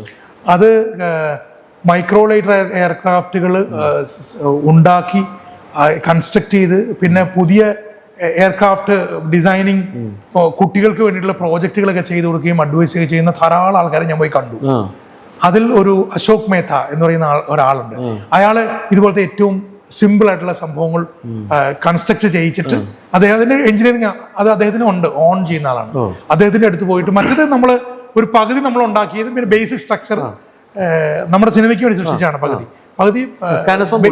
ബേസ് അദ്ദേഹത്തിന്റെ മെക്കാനിസവും എഞ്ചിനീയറിംഗ് നമ്മൾ നിസ്സാരല്ലോ. കയറിയിരിക്കുന്ന വിനീതിന് അതിനുശേഷം അന്ന് തന്നെ 10-12 പടങ്ങൾ പോലും സൈൻ ചെയ്തിട്ടുണ്ട്. ഇത് ഓട്ടോറിക്ഷ പോലെ കൈ കാണിച്ച് നിൽക്കുന്ന സാധനമല്ലല്ലോ. അപ്പൊ നമ്മള് അത്രയും അങ്ങനെ ഒരു ഡേഞ്ചർ ഉണ്ടല്ലോ. തമാശ ആണെങ്കിൽ ഇത് പൊങ്ങിപ്പോയാൽ എന്തെങ്കിലും സംഭവിച്ചാൽ അകലം പോലെ ഇരിക്കുന്ന താഴെ വരുന്ന ആളുടെ കോലം. വിനീതിന് പേടിയില്ലായിരുന്നു? അപ്പൊ ഇതിന്റെ കൺട്രോൾ എല്ലാം വിനീത് പഠിച്ചിരുന്നു എങ്ങനെയാണ്? ഇല്ലില്ല, വിനീത് ഇരുന്നു. ബേസിക് കൺട്രോൾ ഒക്കെ വളരെ ഈസിയാണ്. പിന്നെ നമ്മൾ അതിന് പിന്നിൽ അശോക് മേത്തെ ഇരുത്തി മാച്ച് കളഞ്ഞും പിന്നെ ക്ലോസപ്സ് എല്ലാം വിനീതിനെ നമ്മൾ ഹാങ് ചെയ്തിട്ട് ബാക്കില് സ്കൈ കാണുന്ന രീതിയിൽ വളരെ സേഫ് ആയിട്ട് ഹാങ് ചെയ്തിട്ട് ഷൂട്ട് ചെയ്തു. പെർഫോമർ ആണല്ലോ വിനീതിനെ സംബന്ധിച്ചിടത്തോളം. അതൊക്കെയാണ് നമുക്ക് കിട്ടിയ ഏറ്റവും വലിയ അഡ്വാൻറ്റേജ് എന്ന് പറയുന്നത്. കാരണം പ്രൊഡക്ഷൻ മുതൽ ഡിസൈനിങ്ങും ബേസിക്കലി ഈസ് എൻ എഞ്ചിനീയർ, പിന്നെ തിരക്കഥാകൃത്താണ്, നടനാണ്, പ്രൊഡ്യൂസറാണ്. ഇതെല്ലാം ആയതുകൊണ്ട് തന്നെ നമ്മൾ കൊണ്ട് വിനീതെ അവിടെ പോയി ഇരുന്നിട്ട് ചെയ്തു പറയും ഇതെല്ലാം ഓടും പുള്ളിക്കുന്നത്. നമുക്ക് വളരെ എളുപ്പം. വലിയ പ്രതിഭാശാലിയാണ് ശരിക്കും അല്ലേ? എനിക്ക് ഇപ്പോഴും ഓർമ്മയുണ്ട്, നമ്മൾ ലാൽ ജോസൊക്കെ നമ്മൾ ലണ്ടനിലേക്ക് ഡ്രൈവ് ചെയ്ത് പോകുമ്പോൾ വിക്രമാദിത്യൻ്റെ ഷൂട്ട് കഴിഞ്ഞ് പോസ്റ്റ് പ്രൊഡക്ഷൻ തുടങ്ങുന്ന സമയത്ത് ലാലു നമ്മളോട് പോരുന്നത് 72 ദിവസത്തേക്ക്. അപ്പോൾ ലാലുവിന് ആദ്യ ദിവസങ്ങളൊക്കെ ടെൻഷനാണ്. അപ്പോൾ ലാലു ഇങ്ങനെ ആരെയൊക്കെയോ വിളിക്കുന്നുണ്ട് ഇത് നോക്കി നടത്താൻ പോസ്റ്റ് പ്രൊഡക്ഷൻ. അവസാനം വിനീത് ഏറ്റു.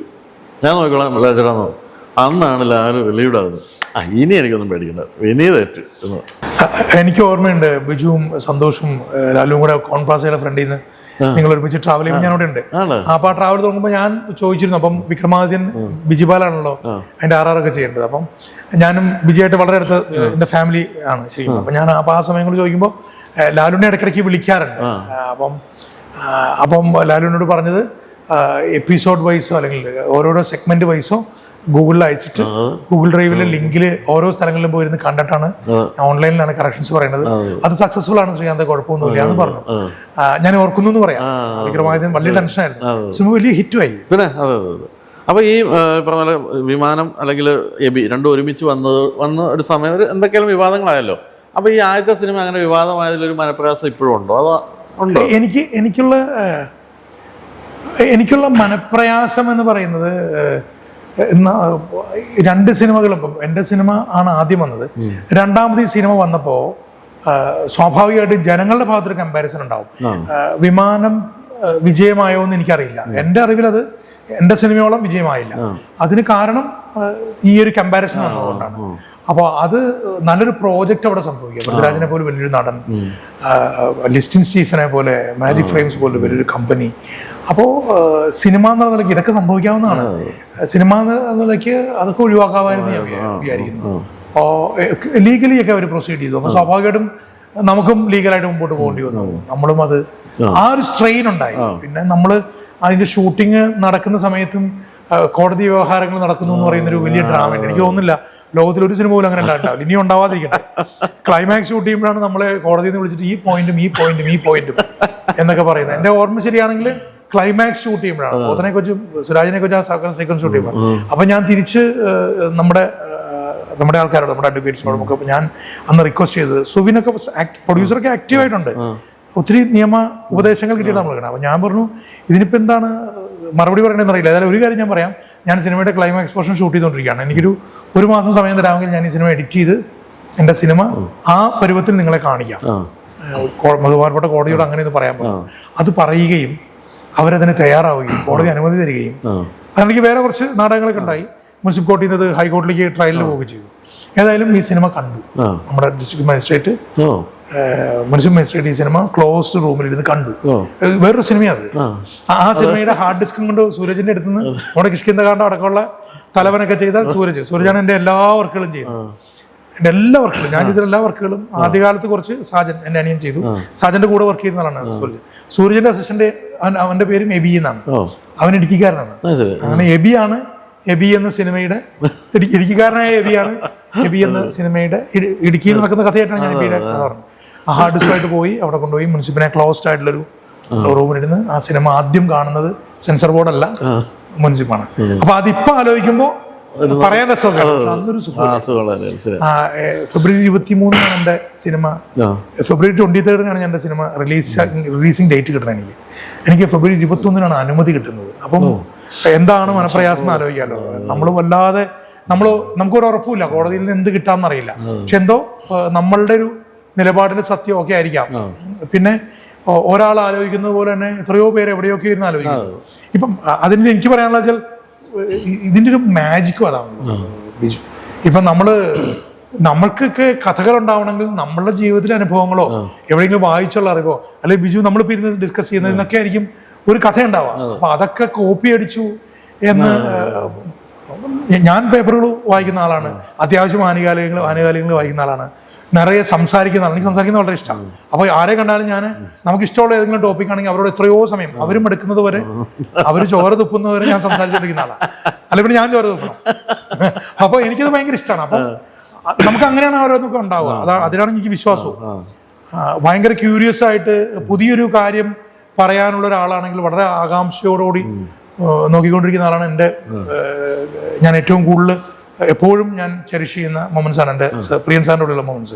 ഇപ്പോഴും ഒരു പുതിയ കാര്യം പറഞ്ഞാൽ അദ്ദേഹത്തിന്റെ കണ്ണൊന്നും ചിമ്മില്ല, ഇങ്ങനെ ഇരുന്ന് കേൾക്കും. പുതിയ ഏത് പുസ്തകം വന്നാലും അതിനെക്കുറിച്ച് അന്വേഷിക്കും. പുതിയ ഏത് സിനിമ വന്നാലും, പുതിയ ഏത് ടെക്നോളജി വന്നാലും, ഇന്ത്യയിലെ അതത് കാലങ്ങളിലെ ഏറ്റവും ലേറ്റസ്റ്റ് ടെക്നോളജി കയ്യിലുള്ള സ്വന്തമായിട്ടുള്ള ആളാണ് പ്രിയൻ സാറ്. സൗണ്ട് സ്റ്റുഡിയോയിൽ ഇന്ത്യയിലെ ഏറ്റവും ബെസ്റ്റ് സൗണ്ട് സ്റ്റുഡിയോ സാറിൻ്റെതാണ്, സ്വന്തമാണ്. ലൈറ്റ് യൂണിറ്റ് ആയിക്കോട്ടെ, ലൈറ്റ് അസിസ്റ്റൻസ്, ഇപ്പം എല്ലാ യൂണിറ്റ്, ഇപ്പോൾ കഴിഞ്ഞ മാസം കൂടി ഏറ്റവും ലേറ്റസ്റ്റ് എക്യുപ്മെന്റ്സ് എറണാകുളത്തേക്ക് വന്നു. അപ്പോൾ നമുക്കതൊക്കെ ഫുൾ പാക്കേജ് നമുക്ക് എടുക്കാം. അപ്പം അത്രയും സിനിമയിലേക്ക് തന്നെ ഇൻവെസ്റ്റ് ചെയ്തുകൊണ്ടിരിക്കുന്ന ഒരു മനുഷ്യനാണ് എൻ്റെ ഇപ്പോൾ ആളാണ്. അപ്പം ആ ധൈര്യമാണ് എനിക്കുള്ളത്. അതായിരിക്കണം എൻ്റെ സമീപനം എന്നുള്ളത് എൻ്റെ. അപ്പം വേറെ അല്ല, അത്രയും സ്നേഹമായിട്ട് നിന്നുകൊണ്ടാണ് ആ സിനിമ എനിക്ക് ആ സമയത്ത് റിലീസ് ചെയ്യാൻ പറ്റിയത്. കുറെ കൂടി ബെറ്റർ ആക്കാമായിരുന്നു. ഈ ഒരു ടെൻഷൻ ഉള്ളത് കൊണ്ട് തന്നെ കുറെ ഏറെ സമയം അതിന് പോയി. പിന്നെ എന്തൊക്കെ കുറെ സാമ്പത്തികമായ എക്സ്പെൻഡിച്ചർ, കോടതിയിലേക്ക് കുറെ പൈസ കൊണ്ട് കൊടുത്തു. ശരിക്കും സിനിമ ആണ് ചെയ്യാൻ ആഗ്രഹിക്കുന്നെങ്കിൽ, സിനിമയാണ് ജീവിതം തീരുമാനിക്കുന്ന ആൾക്കാർ സിനിമ ചെയ്ത് തന്നെയാണ് പ്രതികരിക്കേണ്ടത്, അല്ലാണ്ട് കോടതി പോയി കേസും. അപ്പൊ ഞാൻ മനസ്സിലാക്കുന്നത് അവർക്കറിയാവുന്നത് കോടതിയിലൂടെ നിയമയുദ്ധം നടത്താനാണെന്നാണ് ഞാൻ മനസ്സിലാക്കുന്നത്. സിനിമയാണെങ്കിൽ ഞാനവരോട് പറഞ്ഞു, പത്മ തിയേറ്ററിന്റെ മുകളിലെ തിയേറ്റർ നിങ്ങൾ എടുത്തോളൂ, താഴത്തെ തിയേറ്റർ ഞാൻ എടുക്കാം, ഒരേ സിനിമ, നിങ്ങളുടെ അവകാശം, നിങ്ങൾ വാദിക്കുന്നു, ഒരേ തിരക്കഥയാണ്. അങ്ങനെയെങ്കിൽ വിനീത് ശ്രീനിവാസനെ വെച്ചിട്ടുള്ള എൻ്റെ സിനിമ ഞാൻ മുകളിൽ റിലീസ് ചെയ്യാം, താഴെ ഏറ്റവും നമുക്ക് മലയാളത്തിന്റെ അഭിമാനമായ പൃഥ്വിരാജിനെ വെച്ചുകൊണ്ട് നിങ്ങൾ ചെയ്യുന്ന സിനിമ നിങ്ങൾ താഴത്തെ ഒറ്റ ദിവസം ഒരേ സമയം നമുക്ക് റിലീസ് ചെയ്യാം, നമുക്കതൊരു മാർക്കറ്റിംഗ് ടൂളായിട്ട് ഉപയോഗിക്കാം, ലോകത്തെ ആദ്യത്തെ സംഭവമായിരിക്കും അത് എന്നൊക്കെ ഞാൻ പറഞ്ഞു. അത് പറഞ്ഞത് വെറുതെ ഒരു മുറിയിൽ എന്ന് പറയല്ല, ഇത് ഉത്തരവാദിത്തപ്പെട്ട ആൾക്കാർ ഞങ്ങളോട് എക്സ്പ്ലനേഷൻ ആവശ്യപ്പെട്ടപ്പോൾ അവരുടെ മുമ്പിൽ നിന്നാണ് ഞാനിത് പറഞ്ഞത്. അവരൊക്കെ ഇനിയും വിളിച്ചു പോയി, അവരൊക്കെ ജീവനോടെ ഉണ്ട്. അത്രയൊക്കെ പറഞ്ഞിട്ട് പോന്നിട്ടും അത് കേസിലേക്ക് പോയതാണ് എനിക്ക് ഇഷ്ടപ്പെടാതെ പോയത്, അല്ലെങ്കിൽ അത് വല്ലാതെ ബാധിച്ചു. ഇനിയിപ്പോൾ അങ്ങനെ വളരെ ഫ്രീ ആയ മനസ്സോടുകൂടി രണ്ടാമത്തെ സിനിമ എപ്പോഴാണ് ചെയ്യാൻ പോകുന്നത്? എനിക്ക് ശരിക്കും കഴിഞ്ഞ വർഷം മുതലൊക്കെ ചെയ്യാൻ പറ്റുമായിരുന്നു. ഒരു പ്രത്യേക സാഹചര്യത്തിൽ അഭിനയിക്കുന്ന സിനിമകളും കുറേയേറെ പ്രയർ കമ്മിറ്റ്മെന്റ്സും ഉള്ളത്. ഇപ്പം ഒക്ടോബർ വരെയൊക്കെ സിനിമകൾ അഭിനയിക്കാനുള്ള സിനിമകളുണ്ട്. അപ്പം ഒക്ടോബറോട് കൂടി അനൗൺസ് ചെയ്യാൻ പറ്റുന്ന രീതിയിലൊക്കെ ഞാൻ ആലോചിച്ചുകൊണ്ടിരിക്കുന്നു. ഇതുവരെ ഫൈനലായിട്ടില്ല. ഒത്തിരി ഫാക്ടേഴ്സ് ഉണ്ടല്ലോ. ഒരു സിനിമ സംഭവിക്കുന്ന, ഷൂട്ടിംഗ് നടക്കുന്ന അന്ന് വരെ പോലും നമുക്ക് സിനിമയുടെ കാര്യത്തിൽ നമുക്കൊന്നും പറയാൻ പറ്റില്ല. അപ്പം അതിൻ്റെ ഇടയ്ക്ക് ഇപ്പോൾ ഒരു വലിയ സംഭവം കഴിഞ്ഞിട്ട് വരികയാണ്. ഇന്ത്യ പാക് യുദ്ധം അടുത്ത് നിന്ന് കണ്ടിട്ട് വരികയാണല്ലോ. അതായത് ഇപ്പോൾ ഒരു സിനിമയുടെ ഷൂട്ടിന് പോയപ്പോഴത്തേക്കും ജയ്സാൽമീറിൽ ഇന്ത്യ പാക് യുദ്ധം നാളെ ഉണ്ടാകും എന്ന് പറയുന്ന അവസ്ഥയിൽ അവിടെ കുടുങ്ങി നിൽക്കുകയും പെട്ടെന്ന് അവിടെ നിന്ന് രക്ഷപ്പെട്ട് പോരുകയും ചെയ്തു. എങ്ങനെയായിരുന്നു ആ ദിവസങ്ങൾ? ഈ എൻ്റെന്നല്ല, ഈ പറയുന്ന ബിജുവും നമുക്ക് ആർക്കും ഈ കേരളത്തിൽ സൗത്ത് ഇന്ത്യയിലുള്ളവർക്കൊന്നും ഒരു യുദ്ധവും ഒന്നും നമുക്ക് അറിയില്ലല്ലോ. നമ്മളതൊന്നും അറിയുന്നേ ഇല്ല. ഒരു സ്വാതന്ത്ര്യ സമരത്തിൽ പോലും പങ്കെടുത്തവരുടെ എണ്ണം എടുത്താൽ അല്ലെ, ബിജുവിന് എന്നേക്കാൾ കൂടുതൽ അതിന്റെ ഡേറ്റ വരെ ഉണ്ടാവും കയ്യിൽ അല്ലേ. സ്വാതന്ത്ര്യ സമര സേനാനികളുടെ ഒരു നമ്മുടെ ചാനലിന്റെ തന്നെ ഒരു ഇന്റർവ്യൂ എടുത്തേക്കാന്ന് വിചാരിച്ചാൽ എത്ര പേര്. നമ്മുടെ വീട്ടിൽ നടക്കുന്ന അച്ഛനമ്മ നമ്മൾ യുദ്ധമൊക്കെ അല്ലാതെ ഒന്നും കണ്ടിട്ടില്ലല്ലോ അല്ലേ. അപ്പൊ അതുകൊണ്ട് തന്നെ ഫുൾ ടീമിന്റെ കാര്യം പറയണ്ടല്ലോ, ഞങ്ങൾക്ക് ഭയങ്കര കൗതുകമായിരുന്നു. അപ്പം കൗതുകമായിരുന്നു, ആ വാക്കാണ് ഉപയോഗിക്കേണ്ടത്. ഇതെന്താണ് സംഭവം നമുക്ക് അറിയില്ലല്ലോ. പക്ഷെ ആകാശത്ത് മത്താപ്പ് പൊട്ടി തുടങ്ങിയപ്പോൾ മനസ്സിലായി അതിലൊരെണ്ണം തിരിഞ്ഞു വന്ന പണി പാടുന്നത്. അപ്പോഴാണ് ഓടി വണ്ടി കയറിയത്. അവിടെ നമ്മൾ താങ്ക്സ് പറയേണ്ടത് ആ കമ്പനിയാണ്. കാരണം 184 പേരുണ്ട്. ഇവരില് ബസ്സിലും കോസ്റ്റ്യൂം വണ്ടി, യൂണിറ്റ് വണ്ടിയൊക്കെ ഇവിടുന്ന് 4 ദിവസം അങ്ങോട്ട് ട്രാവൽ ചെയ്താ. അല്ലാണ്ട് അവിടെ നിന്ന് 4 ദിവസം ഇങ്ങോട്ട് പോയി ഊർന്നിറങ്ങാനൊന്നും പറ്റില്ല. കുന്നിന്റെ മുകളിൽ കയറിയണം. അപ്പൊ അവിടുന്ന് ഇതേ ട്രാവൽ ചെയ്യണം. അപ്പൊ ആ ബസ്സിലുള്ള നമ്മുടെ ലൈറ്റ് യൂണിറ്റിലേക്ക് ധൈര്യശാലികളായ നമ്മുടെ സിനിമാ പ്രവർത്തകരൊക്കെ, അവർക്ക് ഹാറ്റ്സ് ഓഫ്. അവരൊക്കെ 4 ദിവസം കൊണ്ട് അവരവിടുന്ന് പുറപ്പെട്ടു. ബാക്കിയുള്ളവരെ കംപ്ലീറ്റ് പല സമയങ്ങളിൽ ചാർട്ട് ചെയ്തിട്ടുള്ള ഫ്ലൈറ്റിൽ, അതും ജോധ്പൂർ എയർപോർട്ട്, ജസാൽമീർ എയർപോർട്ട് എപ്പോഴോ പൂട്ടി. ജയ്പൂർ എയർപോർട്ട് ഉണ്ട്. ജോധ്പൂർ എയർപോർട്ട് 5 hours ട്രാവൽ ചെയ്യണം. ജസാൽമീർ എയർപോർട്ട് ഒരു ഞങ്ങൾ താമസിക്കുന്ന നേരത്തെ ചിലപ്പോൾ ഒരു പക്ഷേ 50 മിനിറ്റ് കൊണ്ടൊക്കെ എത്താൻ പറ്റും. ജയ്പൂർ എയർപോർട്ട് 10 hours ട്രാവൽ ചെയ്യണം. അഹമ്മദാബാദ് എയർപോർട്ട് അടുത്ത സ്റ്റേറ്റിലാണ്. അങ്ങോട്ട് 12 മണിക്കൂറാണ്. ഞാൻ മറ്റു 3 എയർപോർട്ടുകളും ക്ലോസ് ചെയ്ത് 12 മണിക്കൂർ ട്രാവൽ ചെയ്താണ് ഞാൻ കയറി പോരുന്നത്. ഞാൻ മാത്രമല്ല, ഞാൻ പോകുന്ന അന്ന് രാത്രിയിലാണ് ശരിക്കും മോക്ക് ഡ്രിൽ എന്ന് അനൗൺസ് ചെയ്തെങ്കിലും നമ്മൾ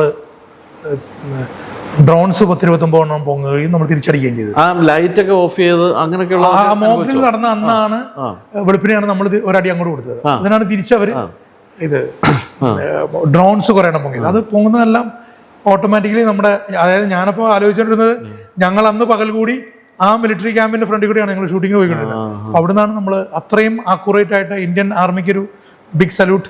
അവിടുന്ന് പൊങ്ങണതിന് ഓരോന്നിനും ഓരോന്നും നമ്മൾ ഈ ഗെയിംസ് കളിക്കും അതുപോലെ അടിച്ചിരുന്നത് കണ്ടവരുണ്ട്. അപ്പം ഞാൻ ആ സമയത്ത് അഹമ്മദാബാദ് എയർപോർട്ടിലേക്ക് എത്തിയിരുന്നു. അപ്പം പക്ഷെ പിറ്റേന്ന് രാവിലെ തന്നെ പല സമയങ്ങളിലായി ഞങ്ങൾ പോരുകയത്. അപ്പം യുദ്ധത്തിന്റെ ഒരു ഭീതി എന്നത് നമ്മളുടെ ഉള്ളിലുണ്ടെങ്കിലേ ഉള്ളൂ. ജസാൽമീറിലുള്ളവർ ഞാൻ മനസ്സിലാക്കിയത്, ഞാനും ശ്രദ്ധിച്ചപ്പോൾ, ഞാൻ രാവിലെ പോന്നപ്പോൾ അവരൊന്നും ബോധയുടെ അല്ല. അവർ ചായ കുടിക്കുന്നു സാധാരണ ദിവസങ്ങൾ പോലെ.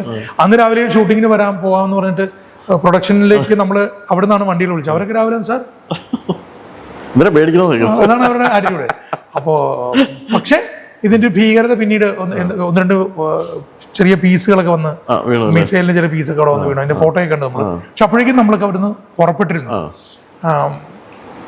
രാത്രിയിൽ നമ്മുടെ കോണ്ടാക്ട്സിൽ രവിയേട്ടനെ വിളിക്കുന്നു.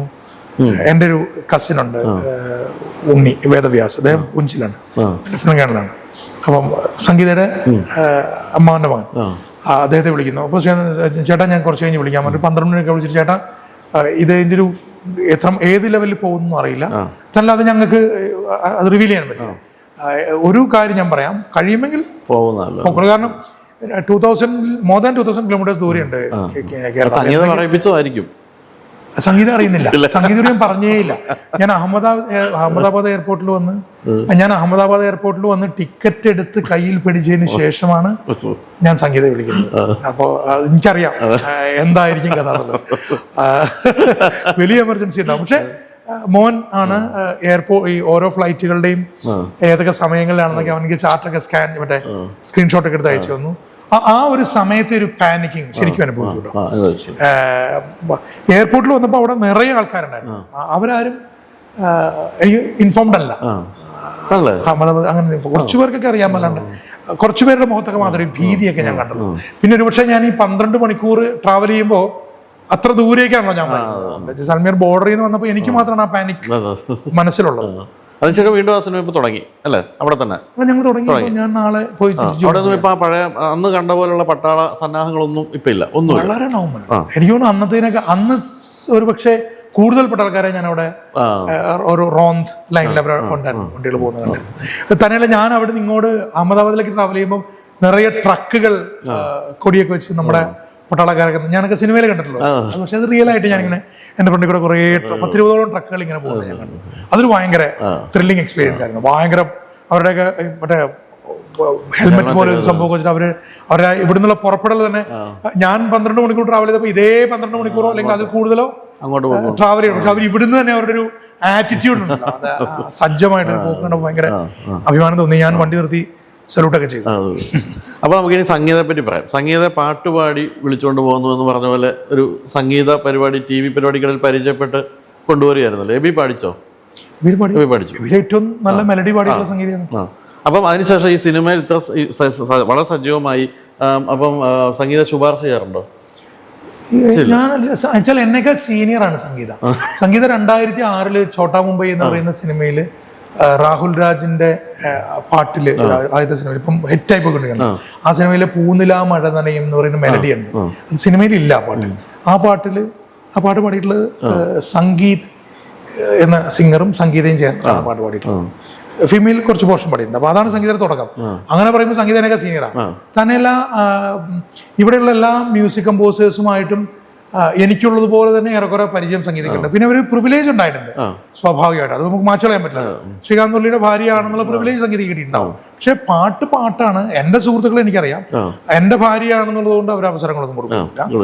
നന്നായി പാടിയാൽ മാത്രമാണ് അവസരം കൊടുക്കുക. അങ്ങനൊരു തീർച്ചയായിട്ടും. പിന്നെ ഞാനല്ലാതെ പിന്നെ ആരാണ് എൻ്റെ ഭാര്യയെ പ്രൊമോട്ട് ചെയ്യേണ്ടത്?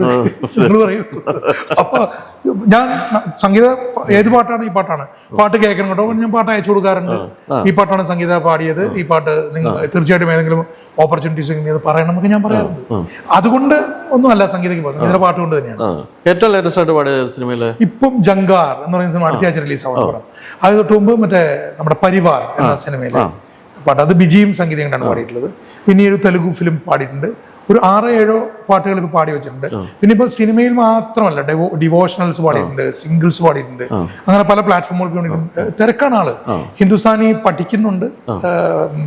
പല സംഗീത സംവിധായകർക്ക് വേണ്ടി ബിജിയുടെ സ്ഥിരം ആയിട്ടുള്ള ട്രാക്ക് പാടലും കേട്ട് എന്നും എൻഗേജ് ആണ്. പിന്നെ കഥക് ഡാൻസർ ആണ്. കഥക്ക് വളരെ സീരിയസ് ആയിട്ട് പഠിക്കുന്നുണ്ട്. നല്ലപോലെ വരയ്ക്കും.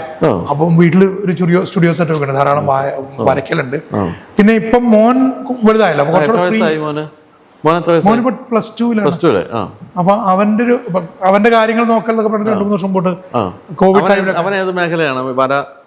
അങ്ങനെയുള്ള ഏത് ആർട്ട് ഫോമിലാണ്? സിനിമ തന്നെയാണ്. വയലിൻ പഠിക്കുന്നുണ്ട്. സിനിമ തന്നെയാണ്. മത്താട്ട കുമ്പളം മുളകില്ലല്ലോ,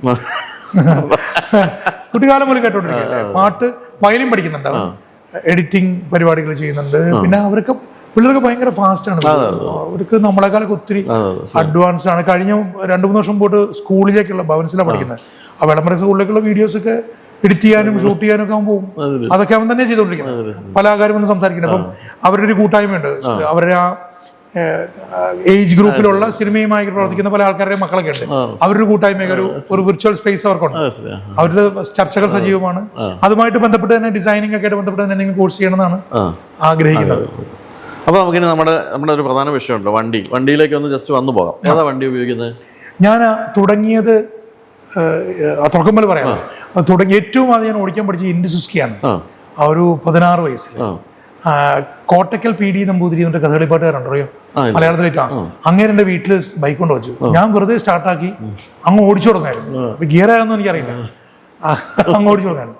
അതിനുശേഷം വിജയ് സൂപ്പർ എന്നൊരു വണ്ടി ഒരു കൂട്ടുകാരൻ എനിക്ക് ആ വണ്ടി ഓടിച്ചു. പിന്നീട് ഹീറോ ഹോണ്ട വണ്ടി ഓടിച്ചു, CD100. SS ഉണ്ടോ CD100. പിന്നെ ബജാജ് കബ്ബ്, ബജാജ് ചേതക്, അമ്മാവന്മാരുടെ വണ്ടികൾ ഓടിച്ചു. അങ്ങനെ ഇരിക്കെ ഒരിക്കലും ബാബുപുരി സാർ, കൊച്ചേട്ടൻ അത് അറിഞ്ഞിട്ടുണ്ടോ എന്ന് അറിയില്ല. ബാബുപുരി സാറിന്റെ അന്നത്തെ ഡ്രൈവറുണ്ട്. അന്ന് മഹീന്ദ്ര ജീപ്പിലാണ് അദ്ദേഹം കഥകളി പിടിക്കാൻ വരാറ്. മഹീന്ദ്ര അദ്ദേഹത്തിന് റബ്ബറും വലിയ കൃഷിയും വളരെ വിപുലമായ രീതിയിലുള്ള ആളാണ്. മരക്കാട്ടുപള്ളിയിലെ മണ്ണക്കനാട് എന്ന ഗ്രാമമാണ്. ആനയൊക്കെ ഉണ്ട്. അപ്പൊ അദ്ദേഹം അതിന്റെ കൂടെ പർപ്പസിനുണ്ട്. മഹീന്ദ്ര ജീപ്പിലാണ്. അപ്പൊ അതിന്റെ വണ്ടി ഓടിച്ചുകൊണ്ട് വന്നത് പ്രകാശൻ എന്ന് പറയുന്നത്. അയ്യോ, പ്രകാശനൊക്കെ ഓർപ്പിച്ചാൽ നന്ദി. എവിടെയാ പ്രകാശൻ എന്ന് അറിയില്ല, ഞാൻ അന്വേഷിക്കണം. പ്രകാശൻ വണ്ടി കൊണ്ട് വരും. അപ്പം പ്രകാശന്റെ അടുത്ത് നിന്ന് ഞാൻ അതൊക്കെ 9ാം ക്ലാസ് പഠിക്കുമ്പോഴാണ് സ്റ്റിയറിംഗിലൊക്കെ പിടിച്ചു നോക്കിയിരുന്നു. പിന്നെ ശബരിമല യാത്രകൾ ഉണ്ടാവാറുണ്ട്. അപ്പൊ ശബരിമലയ്ക്ക് പോകുമ്പോൾ പ്ലാപ്പള്ളിയൊക്കെ എത്തുമ്പോൾ ഏട്ടന്മാരെ കിടന്ന് ഉറങ്ങും. കാരണം വെളുപ്പാങ്കാലം. അന്നേരം ഞാൻ പോയി ഡ്രൈവറുടെ സീറ്റിലിരുന്ന് സ്റ്റിയറിംഗ്. അപ്പൊ അന്ന് മുതൽ ഈ ഒരു ഡ്രൈവ് ഉണ്ട് മനസ്സിൽ. ഭയങ്കര ഇഷ്ടമാണ് ഡ്രൈവ്. എത്രയോ കിലോമീറ്ററുകൾ യാത്ര ചെയ്യുന്ന ആളായ, എത്ര പോയാലും മതിയാവില്ല. നമ്മൾ 12 മണിക്കൂർ ട്രാവൽ ചെയ്തപ്പം ഒരു ഇപ്രാവശ്യം വന്നപ്പം ജോധ്പൂരൊക്കെ എത്താറായപ്പോൾ ഞാൻ പറഞ്ഞു, ഇയാൾക്ക് ഈ നേരെയുള്ള വഴികളിൽ മാത്രം വണ്ടി ഓടിക്കുന്ന ആളാണ്. അപ്പൊ ഞാൻ പറഞ്ഞു, ഞാൻ ഓടിച്ചോട്ടെ എന്ന് കുറച്ചുകൂടെ ഞാൻ ഓടിച്ചു. അപ്പം ഭയങ്കര ഇഷ്ടമാണത്. ഈ കാറ് ഞാൻ വാങ്ങുന്നത് കല്യാണത്തിന് ശേഷമാണ്. ഗെറ്റ്സ് ആയിരുന്നു വണ്ടി, ഹുണ്ടായിയുടെ ഗെറ്റ്സ്. ആ ഗെറ്റ്സ് അങ്ങനെ സക്സസ്ഫുൾ ആയിട്ടുള്ള വണ്ടി ആയിരുന്നില്ല. പക്ഷെ എനിക്ക് ആ വണ്ടി ഭയങ്കര ഇഷ്ടമായി. അതെ, പക്ഷെ ഞാൻ 5-6 വർഷം ഉപയോഗിച്ചു ആ വണ്ടി. കോവിഡ് ടൈമിൽ ആ വണ്ടി വെള്ളപ്പൊക്കം ഉണ്ടായ സമയത്ത് വെള്ളപ്പൊക്കത്തിൽ പെട്ടിട്ട് ഫ്ലഡിൽ കിടന്ന വണ്ടിയുടെ കിടപ്പുണ്ട്. അതിന്റെ എഞ്ചിനൊന്നും കളമശ്ശേരിയിൽ ഒരു വർക്ക്ഷോപ്പിൽ കിടക്കുന്നുണ്ട്. ആ വണ്ടി എനിക്ക് കളയാൻ ആഗ്രഹമില്ല. ആദ്യമായിട്ട് വാങ്ങിയ 4 വീലറാണ്. കല്യാണം കഴിഞ്ഞ ഉടനെ പുതുമോടിയിൽ വാങ്ങി. അതിലാണ് ഞങ്ങളുടെ കുറേയേറെ യാത്രകളൊക്കെ ഉണ്ടായത്. അതിനു മുമ്പ് എന്റെ കൂട്ടുകാരന്റെ സാൻട്രോ കാറിലാണ് ഞങ്ങളുടെ മധുര യാത്ര, ജസീറിന്റെ. അതെ, ഉണ്ടായിട്ടുള്ളത്. പിന്നെ എടുത്ത വണ്ടി സ്വിഫ്റ്റ് ഡിസയർ ആണ്, വൈറ്റ് വണ്ടി. എനിക്ക് ഭയങ്കര കംഫർട്ടബിൾ ആയിരുന്നു. ഞാൻ ആ വണ്ടി എടുത്തതിന് ശേഷമാണ് ബാംഗ്ലൂരേക്കും മധുരയ്ക്കും പഴനിക്കും അങ്ങനെ ദൂരയാത്രകൾ, ഹൈദരാബാദും അങ്ങനെ ഷൂട്ടിങ്ങിന് വേണ്ടിയുള്ള യാത്രകളൊക്കെ പോകുമ്പോൾ ഞങ്ങൾ പോണ്ടിച്ചേരിക്കൊക്കെ യാത്ര പോകുമ്പോൾ ഞങ്ങൾ പ്രൊഡക്ഷനിലെ ആൾക്കാർ കംപ്ലീറ്റ് ക്യാമറമാനും ഞാനും ഒക്കെ കയറിയിൽ നിന്ന് അങ്ങ് പോകാമല്ലോ. അങ്ങനെ ആ വണ്ടിയിൽ പോയി ട്രാവൽ ചെയ്തു. ഇപ്പോൾ എൻ്റെ വണ്ടി അതിനുശേഷം ഞാൻ എടുത്ത യാരിസ് ആണ്. ഇപ്പം 6 വർഷമായി. ഞാൻ ഏറ്റവും കൂടുതൽ എൻജോയ് ചെയ്യുന്നത് ടയോട്ട യാരിസ് ആണ്. കാരണം പ്രൊഡക്ഷനൊക്കെ എനിക്ക് കഴിഞ്ഞ കുറേ വർഷങ്ങളായിട്ട് വന്നുകൊണ്ടിരിക്കുന്ന ടയോട്ടയുടെ ഇന്നോവയാണ്. അത് ക്രിസ്റ്റ വന്നപ്പോൾ ക്രിസ്റ്റയും ഇന്നോവയും ടയോട്ടയുടെ വണ്ടികളാണ് ഏറ്റവും കൂടുതൽ ട്രാവൽ ചെയ്യുന്നത്. അപ്പൊ അതുകൊണ്ട് തന്നെ എൻ്റെ കംഫർട്ടിനെ കുറിച്ചിട്ട് നമുക്ക് സംശയമൊന്നും. ഞാനെപ്പോഴും ഇനിയൊരു വണ്ടി എടുക്കണമെങ്കിൽ ഇന്ന് രാവിലെയും ഇങ്ങോട്ട് പോരുന്നതിന് മുമ്പ് മറ്റേ ഹൈ റൈഡറായിട്ട് ഒരു ഡിസ്കഷൻ ഇപ്പൊ കഴിഞ്ഞു. ഇനി അടുത്തൊരു വണ്ടി വാങ്ങണമെങ്കിൽ അത് വാങ്ങണം എന്ന് ആഗ്രഹിക്കും. എനിക്ക് തോന്നുന്നു യാരിസ് മലയാള സിനിമയിൽ ഉപയോഗിക്കുന്നത് രണ്ടുപേരേ ഉള്ളൂ. ഒന്ന് ശ്രീകാന്ത്, ഒന്ന് ഉണ്ണിയാറും. ഉണ്ണിയുടെ കയ്യിലും ഇതാ യാരിസ. അവന് ഈ കഴിഞ്ഞ ദിവസം പറഞ്ഞു, നീ എന്നെ കൂടെ എടുപ്പിച്ചത്, കാരണം വിൽക്കാൻ നോക്കിയപ്പോൾ എന്തോ ഇത്തിരി പൈസ കുറവാണ് പറയുന്നത്, അതിന്റെ ഒരു ദേഷ്യമൊക്കെ പറഞ്ഞു. പക്ഷെ എന്നോട് ബിജി ആയിട്ടാണ് ഞാനിപ്പോൾ ഈ അടുത്ത കാലത്ത് ഏറ്റവും കൂടുതൽ ഡിസ്കസ് ചെയ്യുക. ബിജി നല്ലപോലെ പഠിക്കുക, അത് ഞാനിപ്പോഴും അറിഞ്ഞത്. വണ്ടികളെ കുറിച്ച് എന്തെങ്കിലും സംസാരിക്കണേ ബിജിക്ക് ബിജിയുടേതായിട്ടുള്ളൊരു റിസർച്ച് ഉണ്ട് അതിന്. അത് സാമ്പത്തികമുണ്ട്, നമ്മുടെ ഒരു എംകോം ആണല്ലോ, ഫിനാൻസിങ്ങിന്റെ ആളാണല്ലോ, പാട്ടല്ല ബിജി പഠിച്ചത്, പാട്ടിപ്പുറത്ത് പഠിച്ചെങ്കിലും. അപ്പം കൃത്യം ഒരു കാര്യം ചെയ്യുമ്പോൾ അതിനെക്കുറിച്ച് കൃത്യമായൊരു, ഇപ്പം അവിടെ EV വാങ്ങുമ്പോൾ ബിജിക്ക് ഒരു പ്ലാൻ ഉണ്ട്, എന്തുകൊണ്ടാണ് EV വാങ്ങുന്നതെന്ന് ബിജി പറയും. ഹാരിയർ വാങ്ങുമ്പോഴും ബിജി പറഞ്ഞു ഇന്നതുകൊണ്ടാണ് ഹാരിയർ വാങ്ങിയത്. നമുക്കൊന്ന് ഇന്റർവ്യൂ ചെയ്യേണ്ട ആളാണ് തീർച്ചയായിട്ടും. അതെ, ഇന്നലെ ചെയ്യേണ്ട ആളാണ്. BYD ആണ് ബിജിയുടെ ഇപ്പോഴത്തെ വണ്ടി. അമേസിംഗ് ആണ്. ഞങ്ങൾ എല്ലാവരും ഒത്തിരി ട്രാവൽ പോയി, ഞങ്ങൾ നിലമ്പൂർക്കൊക്കെ പോയത് അറിഞ്ഞില്ല. അവിടെ ചെന്നപ്പോൾ ആണ് നമ്മൾ പറയുന്നത് അത്രയും സുഖമുള്ള വണ്ടിയാണ്. അപ്പം ബിജിയാണ് എന്നോട് പറഞ്ഞത്. അപ്പൊ ബിജി എന്നോട് യാരിസിനെ കുറിച്ച് പറഞ്ഞത്, ശ്രീകാന്ത് ടയോട്ടയുടെ ഈ എഞ്ചിനൊന്നും ഇനി പുതിയ വണ്ടികളിൽ ശ്രീകാന്ത് പ്രതീക്ഷിക്കില്ല. ടയോട്ടയുടെ വണ്ടിയാണ് പറയാം, അതുകൊണ്ട് ദയവ് ഇത് കൊടുക്കരുത്. ശ്രീകാന്ത് വേറെ വണ്ടികൾ എടുക്കണമെങ്കിൽ ഈ വണ്ടിയുടെ വയ്ക്കും. സംഗീതയ്ക്ക് ഉള്ള സെലേറിയോ ആണ്. സംഗീത ഡ്രൈവിംഗ് പഠിച്ചിട്ട് ഇപ്പം 3 വർഷമായിട്ടുള്ളൂ. പക്ഷെ സംഗീത എനിക്കതുകൊണ്ട് ഞാൻ ഭയങ്കര ഫ്രീ ആണ്. അവരുടെ കാര്യങ്ങളെല്ലാം നോക്കുമ്പോൾ സംഗീതയ്ക്ക് പലപ്പോഴും എന്നെ പോലെ നമ്മുടെ ഈ പകൽ രാത്രികൾ ഓഫീസ് സമയങ്ങളല്ലോ, പെട്ടെന്ന് 4 മണിക്കായിരിക്കും റെക്കോർഡിങ്ങിന് വിളിക്കണ്ടാവുക. സംഗീതയ്ക്ക് ഒന്നുകിൽ ഓട്ടോറിക്ഷ വിളിക്കണം, അല്ലെങ്കിൽ ഊബർ വിളിക്കണം, അല്ലെങ്കിൽ ഇപ്പൊ കാറിൽ സംഗീത പോയി 12 മണിക്കായാലും പോകുന്നുള്ളൂ. ആള് പിന്നെ അപാര ധൈര്യശാലിയാണ്. സംഗീതയുടെ യാത്രകളും അങ്ങനെ നടക്കുന്നുണ്ട്, ഒറ്റയ്ക്കുള്ള യാത്രകളൊക്കെ തുടങ്ങി. ബേസിക്കലി അവരുടെ ഒരു സ്വഭാവമൊക്കെ മാറി, അതായത് കുറച്ചൊരു കോൺഫിഡൻസ് ലെവലൊക്കെ മാറി, മൊബിലിറ്റി വന്നതിന്റെ സ്വന്തമായിട്ട് നമ്മള് വണ്ടി കൊണ്ടിയുള്ളത് നോക്കിയിരിക്കുന്നത് മാറിയിട്ട് ഇപ്പൊ കയറിക്കും എന്ന് ചേന്ദ്രൻ എവിടെ ഉണ്ട് ഞാൻ പിക്ക് ചെയ്യാന്ന് പറയുന്ന സാധനം ഉണ്ടല്ലോ, റിയലി എൻജോയ്. വണ്ടിക്ക് അങ്ങോട്ട് പ്രത്യേകത. അപ്പോൾ എന്തായാലും വലിയ സന്തോഷം ശ്രീകാന്ത്. ഈ പറഞ്ഞ പോലെ ഞാനും വളരെ കാലങ്ങളായിട്ട് എനിക്ക് ഇൻ്റർവ്യൂ ചെയ്യണം, പരിചയപ്പെടണം എന്നൊക്കെ ആലോചിച്ച് ഞങ്ങൾ അപ്രതീക്ഷിതമായിട്ട് പരിചയപ്പെട്ടു. റോജിന്റെ ഒരു പടത്തിന്റെ ഡിസ്കഷൻ ആയിട്ട് ഹോളിഡേ അല്ല ഇവിടെ കത്തനാരുടെ സ്റ്റൺ മാസ്റ്റേഴ്സ് ഗോകുലത്തിൽ എത്രയോ നാളെ നീണ്ടത്. അത് ഞാനവിടെ എന്തോ പരിപാടിക്ക് വന്നപ്പോൾ അന്നാണ് നമ്മൾ ഞാൻ ആ സിനിമയുടെ ക്രിയേറ്റീവ് മറ്റേ ഇങ്ങനെയുള്ള കാര്യങ്ങളിലൊക്കെ എന്നോടുകൂടി നിൽക്കണം. റോജിൻ വണ്ടർഫുൾ പേഴ്സൺ, സംവിധാനം എന്നുള്ള ഒരു അടിപൊളി കക്ഷിയാണ്. റോജിന്റെ കൂട്ടുകാരൊക്കെ അങ്ങനെയാണ്. അപ്പൊ അതുകൊണ്ട് അതെനിക്കൊരു ഫാമിലി പോലെയാണ്. അപ്പൊ അതുകൊണ്ട് ഞാൻ അവിടെ ആ പ്രോജക്റ്റിന് തുടക്കം മുതൽ ഡിസ്കഷനിൽ കാസ്റ്റിംഗിലും ഒക്കെ ഞാൻ ഇടപെട്ടിരുന്നു. അങ്ങനെയാണ് നമ്മൾ കണ്ടത്. പക്ഷെ അന്ന് പറഞ്ഞെങ്കിൽ അതിപ്പോ 2 വർഷമായില്ലേ? 2 വർഷമായി, സമയമായി വന്നേ ഉള്ളൂ. അതെ, എല്ലാത്തിനും സമയം. അപ്പൊ എന്തായാലും കൂടുതൽ നല്ല സിനിമകൾ അഭിനയിക്കുകയും നല്ല സിനിമകൾ സംവിധാനം ചെയ്ത് ഞങ്ങളെ രസിപ്പിച്ചുകൊണ്ടിരിക്കുക എന്നാണ് പറയാനുള്ളത്. അപ്പം പ്രത്യേകിച്ച് ഭാവുകങ്ങളൊന്നും നേരേണ്ട കാര്യമില്ല. എന്തായാലും ശ്രീകാന്ത് എല്ലാവരും ഇഷ്ടപ്പെടുന്ന ഒരു നടനായിട്ടാണ് ഇപ്പോൾ അറിയപ്പെടുന്നത്. എബി ചെയ്തത് ശ്രീകാന്താണെന്ന് ഒരുപക്ഷെ പലർക്കും അറിയാൻ സാധ്യതയില്ല, അല്ലേ? കാരണം ഇതൊരു നടനായിട്ട് മാത്രമാണ് ഇപ്പം കൂടുതൽ അറിയുന്നത്. എനിക്ക് തോന്നുന്നു ഇപ്പൊ എല്ലാവരും ഗൂഗിളിൽ നോക്കും. ശരിയാണ്, അറിയില്ല എന്നൊരു പറച്ചിലിപ്പില്ലല്ലോ. ഇല്ല, ശരി. ഗൂഗിൾ അമ്മയോട് ചോദിക്കട്ടെ, ചോദിച്ചപ്പോ നേരെ എനിക്ക് തോന്നുന്നു ആ വാക്കേ ഇല്ലാതായി പോകുന്നു. അപ്പൊ എല്ലാവരും അന്വേഷിക്കണ്ടാവും. എനിക്ക് ബിജു എന്നെ വിളിക്കുമ്പോ എന്നെ സന്തോഷം. ഞാൻ കൃത്യമായി ഫോളോ ചെയ്യുന്നുണ്ട് എവിടെയൊക്കെയാണ്. ആ മാഗസീൻ മുതൽ ഞാൻ കാണുന്നുണ്ട്. അതിന്റെ കാരണം നേരത്തെ പറഞ്ഞല്ലോ. അപ്പൊ മുതൽ ഞാൻ സെറ്റ് ചെയ്യുന്നുണ്ട്. അതല്ല ഈ പ്ലാറ്റ്ഫോമിലെ ഇന്റർവ്യൂസും ഇതിലെ കണ്ടന്റുകളൊക്കെ ഞാൻ കൃത്യമായി ഫോളോ ചെയ്യുന്ന ആളാണ്. അപ്പൊ എനിക്ക് ഏറ്റവും സന്തോഷം തോന്നിയത് നമ്മൾ പലയിടങ്ങളിലും നമ്മളും പോയിരിക്കുന്നുണ്ട് ഇതുപോലെ. അപ്പോൾ കുറച്ചുകൂടെ ഫ്രീ ആയിട്ടും കുറച്ചുകൂടെ ജെനുവിനായിട്ടും, മറ്റിടത്ത് ജെനുവിൻ അല്ലാന്നല്ല, സിനിമ പ്രൊമോഷൻസ് ഒക്കെ ആയിരിക്കും അവിടെ കൂടുതൽ ഡിസ്കഷൻസ്, ആ അപ്പോഴുള്ള സിനിമകളെ കുറിച്ചൊക്കെ ആയിരിക്കും. അതല്ലാതെ ഇരുന്ന് സംസാരിക്കാൻ പറ്റുക, അതും ഡിസ്കസ് ചെയ്യാൻ പറ്റുക. ഞാൻ നേരത്തെ പറഞ്ഞല്ലോ, അതിപ്പോ എവിടെയായാലും എനിക്ക് ഭയങ്കര ഇഷ്ടമാണ്. അപ്പൊ ആ നിലയ്ക്ക് ഞാനും ശരിക്കും എൻജോയ് ചെയ്തു. Thank you so much. എന്തായാലും ഈ യാരിസ് കഴുകാൻ വേണ്ടിയുള്ള ഒന്നിന്റെ സാധനങ്ങൾ ഞങ്ങൾ തന്നുവിടാം. അത് കഴുകണം, പക്ഷെ നമ്മൾ അന്വേഷിക്കും. കഴുകും, ഇന്ന് തന്നെ ചെയ്യും. ഞാനിപ്പോ ഇന്ന് തന്നെ ചെയ്യും. അല്ല, ഞാൻ പറയാൻ കാരണം ഞാൻ നാളെ പോയാൽ കുറച്ച് ദിവസം കഴിഞ്ഞല്ലേ വരും. അപ്പൊ ഇന്ന് തന്നെ അത് വാഷ് ചെയ്യുന്ന നമ്മുടെ ഒരു സുഹൃത്താണ്. അപ്പൊ അദ്ദേഹത്തെ ഇന്ന് തന്നെ ഏൽപ്പിച്ചാൽ നാളെ വാഷ് ചെയ്ത് അത് കവർ ചെയ്തിട്ട് പോവാം. പറഞ്ഞ ആദ്യമായിട്ട് ഒരാൾ ഇന്ന് തന്നെ കഴിക്കോളാം. അപ്പൊ അത് തരാം. ഓക്കെ. അപ്പോൾ ഇതാണ് നമ്മുടെ കാക്കനാട് മാവേലിപുരത്ത് റോഷോ ഡീറ്റെയിലിംഗ് സെൻറ്ററിൻ്റെ വകയായിട്ടുള്ളൊരു ഗിഫ്റ്റാണ്.